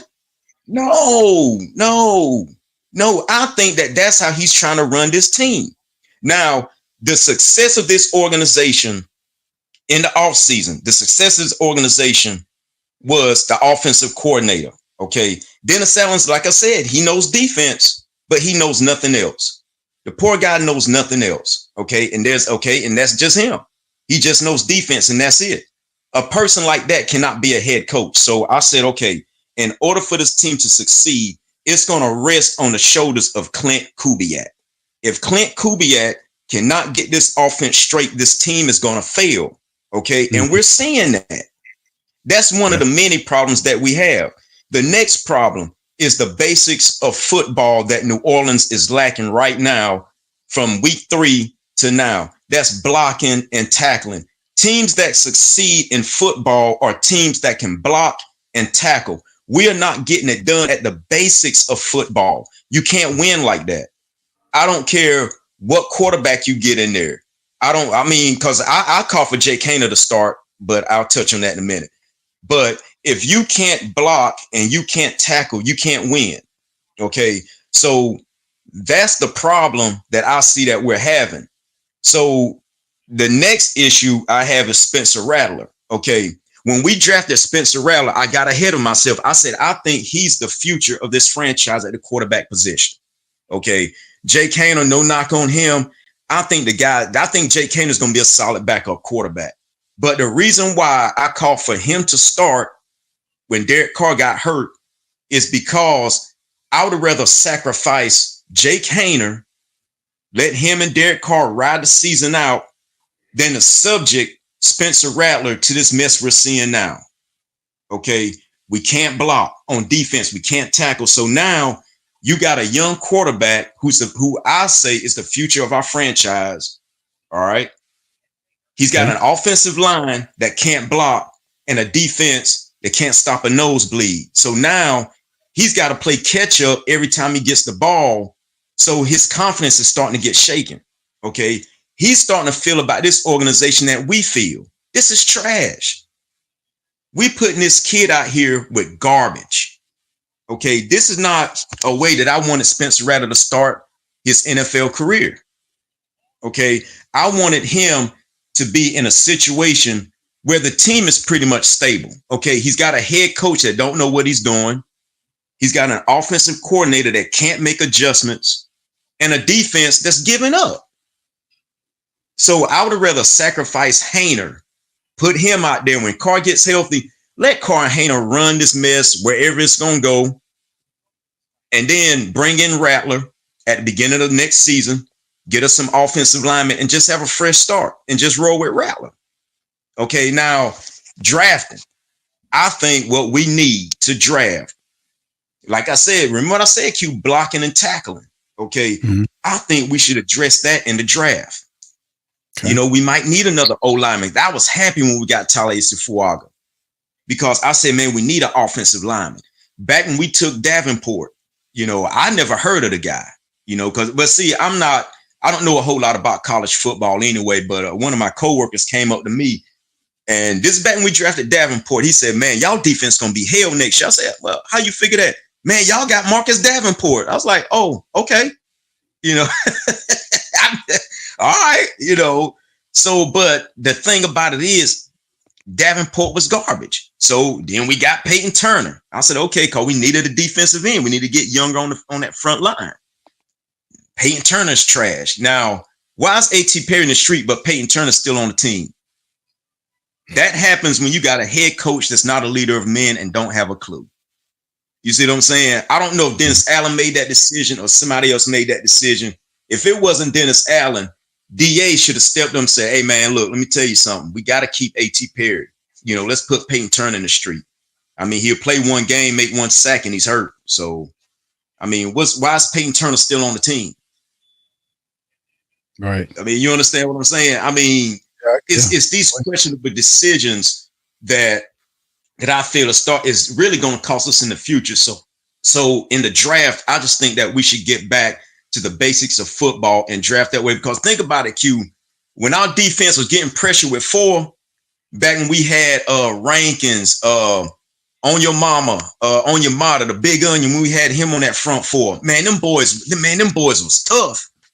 If we can get back to that, we can get back to getting pressure with 4 guys. I'm telling you, man, we will be right where we need to be. But I think right now we should just build around Rattler. I'm not calling for nobody else to get up out of here because I called for Andy Dalton to get up out of here. And just when I thought you couldn't get no worse than that, then here comes Derek Carr. So, I mean, if we man, I can see and say I want Dennis Allen fight, man. We mess around with Mickey Loomis running the show. He'll bring in another clown. And it'd be worse than what you're seeing now. Man, just when you think it can't get no worse, it does. So, I mean, I want to say it might be too late to fire DA right now. My thoughts on the interim coach, I think Darren Rizzi. I think I'll bring him in because, man, I don't know. He got some dog in him. You know, we just got to get a guy that's got that dog in him. You know, all this bringing popsicles and cupcakes to practice, that's not going to work. It's I mean, it's not. So we got to get somebody in here that can turn it around. And unfortunately, if we get an interim head coach, a lot of them don't last. You know, very few of them head into the off season and get promoted to head coach. But I mean, Mickey Loomis, he's really going to have to sit down and do his homework. If not, Gail's got to step in, strip him of general manager duties, and get somebody in here that can find a leader of men. That's what this team needs. Because after what was this, week 5, week 6, and your team quit on you in 6 weeks. I mean, that's just not, that's passed by being a bad head coach. There are terrible head coaches in high school, college, pro. There's terrible head coaches everywhere. But when a team quit on you and you up here looking like your wife beat you every day at a press conference, something's wrong somewhere. I mean, dude, you have no heart, none. And that's our head coach. These guys are just basically doing what they want to do. I mean, I hope I'm not offending nobody, but the inmates are running the yard right now. You know, and we got to get somebody that ain't afraid to get in the offensive coordinator's face when you lose one guy and all of a sudden you run in a high school office. Yeah. You know, you got a guy in Paulson Adebo. He's a pass interference waiting to happen. We got to sit him down. We got to get somebody that can sit the guy down. You shouldn't be out there the next play. You know, but I mean, so what's your thoughts on that, Q? I mean, I just want to hear your insight on that. Bro, you're 1,000% on everything you're saying, man. The Darren Rizzi thing, I like Darren Rizzi, but it's not often that coaches, special team coaches, are elevated to head coaches. I mean, you have the example of Harbaugh, who they did in Baltimore, but that's because of Harbaugh's family lineage. That got him there. I don't know if the Saints are even intelligent enough to look at Darren Rizzi like that. The talking point of Dennis Allen not being a leader is 100% facts. I mean, he's not a leader of men. I mean, he just threw his offensive coordinator under the bus when they asked him about the timeout the timeout before the kneel down of the last game. And he basically, I had nothing to do with that. I didn't make that call. You know, he could have. What was the purpose of even doing that? It's just who he is. And it's just more of the same. And we've been seeing these off-code behaviors, like him benching, taking Spencer Rattler, who won the job in preseason, and then making him the emergency. We played politics games, before he did that, when they were releasing the first official depth charts, he had it listed as quarterback this and quarterback B and all this kind of stuff. He created this whole little situation where and I said it before he did it, that he was going to play Spencer Rattler as the emergency quarterback, even though Rattler won the job from Jake Haener fair and square in preseason. He beat Haener and should have had the job. But Dennis Allen took that man and turned him into emergency quarterback and made Jake Haener the buffer quarterback between two, so that Derek Carr doesn't have any pressure over him when he goes into these games and he start failing and throwing interceptions and people start calling for Spencer Rattler. So he created that scenario. All of that is terrible off-code bullshit that a leader of men would not be involved in. And that behavior undermines his authority, and people that play for him notice he does little cutthroat, dirty little stuff like that. I call him a possum because he looks like a possum, but his behavior is a weasel. He's a very weaselly person and not worth trust. You shouldn't trust the person that exhibits such low budget qualities. But at the end of the day, how did your general manager not notice these type of qualities? And even if he doesn't notice them upon hiring him, you mean to tell me he turns a blind eye to what he's doing right now? He doesn't go and check him on off-code behavior? He doesn't do that? No, he doesn't do that. And the problem is not so much Dennis Allen, because Dennis Allen wouldn't be here if it wasn't for Mickey Loomis. That's what it comes down to. So firing Dennis Allen is one thing, but I still don't trust Mickey Loomis to get it right. So, like I said, it's a part of the problem. It's a part of it's a part of it. It's not the cure for it, because the problem and the sickness of the Saints organization is Mickey Loomis. And until they can some kind of way separate the general manager job from him, we're going to continue to have questionable moves. Like, you're not going to be able to be competitive from a salary cap standpoint for the next couple of years because of decisions that Mickey Loomis has made. And none of them challenged him. They basically turned the team over to him and say, "Hey, Mickey, take us to the promised land." Problem is, Mickey Loomis is not the dude to take you to the promised land. He needs a Sean Payton. Sean Payton is the captain of the ship. Sean Payton is the driver of the vehicle. Sean Payton is the person that leads the ship, and Mickey Loomis is the guy. He's the Mr. Spock. He's the guy that the data and all these type of characters that act off what the captain says. So if the captain said, "Go over there and plot this course over here," do that. Go over here and open this channel so I can talk to these aliens. Do that. That's what Mickey Loomis does. He's the gopher for an individual with that. He's not a architect that is like some of these other general managers that have a vision and a mission, and then they get the guys to run the vision and they work in harmony with them. That is not Mickey Loomis. Mickey Loomis never with his character. He hired Sean Payton, yes. But remember, it was other stuff surrounding that as well. That's almost like people tell me all the time about Drew Brees came here. He wanted to help the Saints. No, Drew Brees was trying to go to Miami, and Miami turned him down. Then he came to the Saints. So I don't revision history, nothing, because that's not how it's supposed to work. You either tell the truth or don't say nothing at all. And that's how we work. He got Sean Payton, and we know how he got Sean. The Saints wanted Kubiak's father. He was too expensive. Tom Benson told him no. And then Sean had a situation going on with Green Bay. I think Green Bay wanted him. He turned him down, then he came here. So it's the same stuff over and over again. I say that to say that Mickey Loomis is taking way too much credit for what the hell happened with the Saints so many moons ago when they won that championship, 10 plus years ago, or however long it was. It's ridiculous. But they've been playing off of that, and you can't blame them. You got to blame the collective of the Who Dat Nation, because we allowed this to go on too long, and it's time to change the dynamic. We should have been on this some time ago. Yep. Yeah, and this is what happens, when you put faith in the wrong. I mean, they're just putting faith in the wrong people, and we just gotta see past the bullshit that's going on and say, hey, we not only are we wasting our youth, but we're wasting the best players on this team who can make us competitive for the next 3 years. I think Alvin Kamara is still a great running back. The guy ain't washed up. A lot of these players are not washed up. Like Eric McCoy. Eric McCoy is our best. He's our best offensive lineman. Okay. Yes. I would love to see Ryan Ramczyk come back. But if not, we're gonna have to hope that we can get lucky in the draft again. At that draft when we took Ramczyk, when we took McCoy. I mean, I know it's a lot of hope and everything, but hey, sometimes in the draft queue, you just got to get lucky. You just got to throw your hand out there and play the cards that you dealt. You might draft a bust. That might happen. But it's just like Atlanta.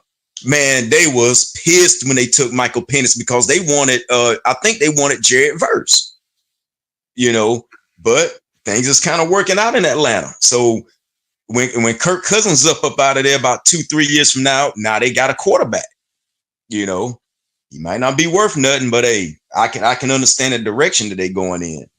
And I would have loved to took Lamar Jackson, but at that time, man, our defense was terrible. So I can see why, man. We might even get some defense up in here. Davenport was just a bum, And I remember we took Zach Bond, and Zach Bond, I wish that we would have gave him an opportunity. Like the other caller said, we got Foskey, but where is he at? I mean, these guys, we got to figure out if these guys can play it on. Don't wait to put them out there in a contract year and then they ball out. Now they go somewhere else and balling. And we could have used Zach Bond the way he playing in Philly. We could have used it like that on defense, but it is what it is. So, I mean, we're in some dark times right now. I've been a Saints fan for a long time. Even before we got the Panthers here in North Carolina, I said, man, look, I remember picking up the paper reading. I said, nah, man, I'm sticking with the black and gold. I didn't know much about him, couldn't see him that much on TV. But hey, I told everybody, man, I'm a New Orleans Saints fan, and I thought I was the only one in the world when everybody started picking at me. So I said, hey, man, it's all good. That's some, had people telling me about the paper bags and all that stuff. I like, man, forget all y'all. But hey, I mean, it is what it is, man. I'm up in North Carolina, in the territory. Hey, check this out. Every time I go see my mom up in Charlotte, I always make sure I wear my Saints gear. So, hey. They can't mess with you now. They doing worse than we are. They getting pummeled 20-0 right now. They about to be 1-6. So yeah, they got to button up if you out there in Carolina land, man. Oh yeah, but I tell you what, man, I better be careful because one of these days I ain't gonna come back. That boy got jumped somewhere. He by that dumpster over there somewhere and beat him up real bad. Most of the Carolina guys most of the Carolina family members is pretty cool, man. They're pretty laid back people. Yeah, so yeah. I've actually never had any issues, but man, here in this area, because we went a long time in before we got a franchise. So here, most people, I mean, you're going to find Steelers fans and Cowboy fans everywhere. But, man, there ain't no Saints fans around here, not that I know of. So, hey, if it weren't for you and all the other podcasts, man, I'd be all up on this boat by myself. But, man, like I said, man, I mean, So I'm upset because I like watching, I love it when the team wins. And even when we were 7-9, man, we look better than what we looking right now. But we just got to weather the storm. We just got to figure out what's going to happen and pray for the best, I guess. Indeed, bro. It's a little dark right now, but eventually, man, this will get turned around. So, bro, just keep your spirits up. And this purging process is necessary. When you got something that's bad, that's dead, it ain't working. Nature usually get rid of it, and it's a standard process throughout everything. When it don't work, it's a purging process where all that is bad needs to be cut away, and we're going through that. So it usually involves a little discomfort, but ultimately, at the end of the day, it'll end to a positive result. So we just have to be patient and just understand the process, and we're gonna make it, brother. Oh yeah. All right, that's all I got, Big Q. Nice talking to you, bro. Thank you, brother. Dedrick, you be safe out there. And who that, brother? All right, who that? All right, that's brother Dedrick, man. Good to hear from that, brother. I ain't heard from him in a long time, man. Shout out to all you guys, man. For my people to know. All right, Dinola says Saints need help. Saints need help. Yeah, they need a lot of help, man. We'll see, man. We'll see what's going on. But like, this is part of the purge process, man. It's part of the purge process for us to do what we need to do to get this team together. But like I said, family starts with boycott. Don't go and give them the money. Don't buy no more shirts, no more hats. Don't do none of that. Don't buy the tickets. If you're a season ticket holder, give your tickets back, fam. Give your tickets back. Give them back. And I promise you, they'll give them back to you, and they'll be cheaper. Watch how this go. Watch how this go. I tell you, when you start giving, you're going to get that shit cheaper. They're going to drop the prices on it to give you back. That's how it works. I'm telling you how it's going to go. Anyway, listen, let me get out of here. Listen, y'all keep yourselves up. I'll be back with tomorrow's Monday with the broadcast, man. We'll talk at you again. We'll have all the latest news, no tonightums. Yeah, we know about Scantling, Saints trying out Scantling to bring him in. I think that's ultimately a positive move to help out the wide receiver core. You bring in Scantling, get rid of Cedric Wilson Jr., please. Get him on the body here, man. What is he here for? If we bring in Moldez Scantling, then let's move out on Cedric Wilson, please. Can Cedric Wilson go? He was supposed to be replacing Mike Thomas. Remember that? Boy, that was a laugh and a half. Anyway, with that being said, listen, I appreciate all our callers calling in today, our super chatters and cash apples. I appreciate you as always, man. Listen, remember, this is a part of the purge process. Just keep your heads up and know what this team going to look like on the other side. Much love. I'm holla at y'all on Monday. Peace. And who that? Yeah. Boogie like Benson, I'm a who that. I'm a who that. Long as I'm living, I'm a who that. Lose or winning, I'm a who that. Sports coma, yeah, this is where we do that. Where we do that, where we do that, where we do that, where we do that, where we do that, Boogie like Benson, I'm a who that. I'm a who that. Sports coma, this is where we do that. Where we do that. Welcome, welcome, welcome. Somebody please better help. Running this thing like elf. I thank God every day I'm not a felt. Go to YouTube live with Big Q and the guys. If you ain't ride or die, the bandwagon get flipped. Been marching in, that was way for the ring. I was yelling out your shame for the championship. Bucking on town, duck down. Falcons, pluck, get shut down. Panthers ain't much touchdown. The vision really belong to us now. So much hate on the Saints, you could probably tell. Ever since Bounty Gate hit the NFL, when things seem fishy and you probably smell the crooked referees on Roger Goodell. Yeah, Buggy like this and I'm a who that. Every day I'm living, I'm a who that. Lose or winning, I'm a who that. It's the sports coma, this is where we do that. Where we do that, where we do that, where we do that, where we do that, where we do that. Boogie like this and I'm a who that. It's the sports coma, this is where we do that. You're listening to the Sports Coma with Big Q and the guys on the PRO Media Network.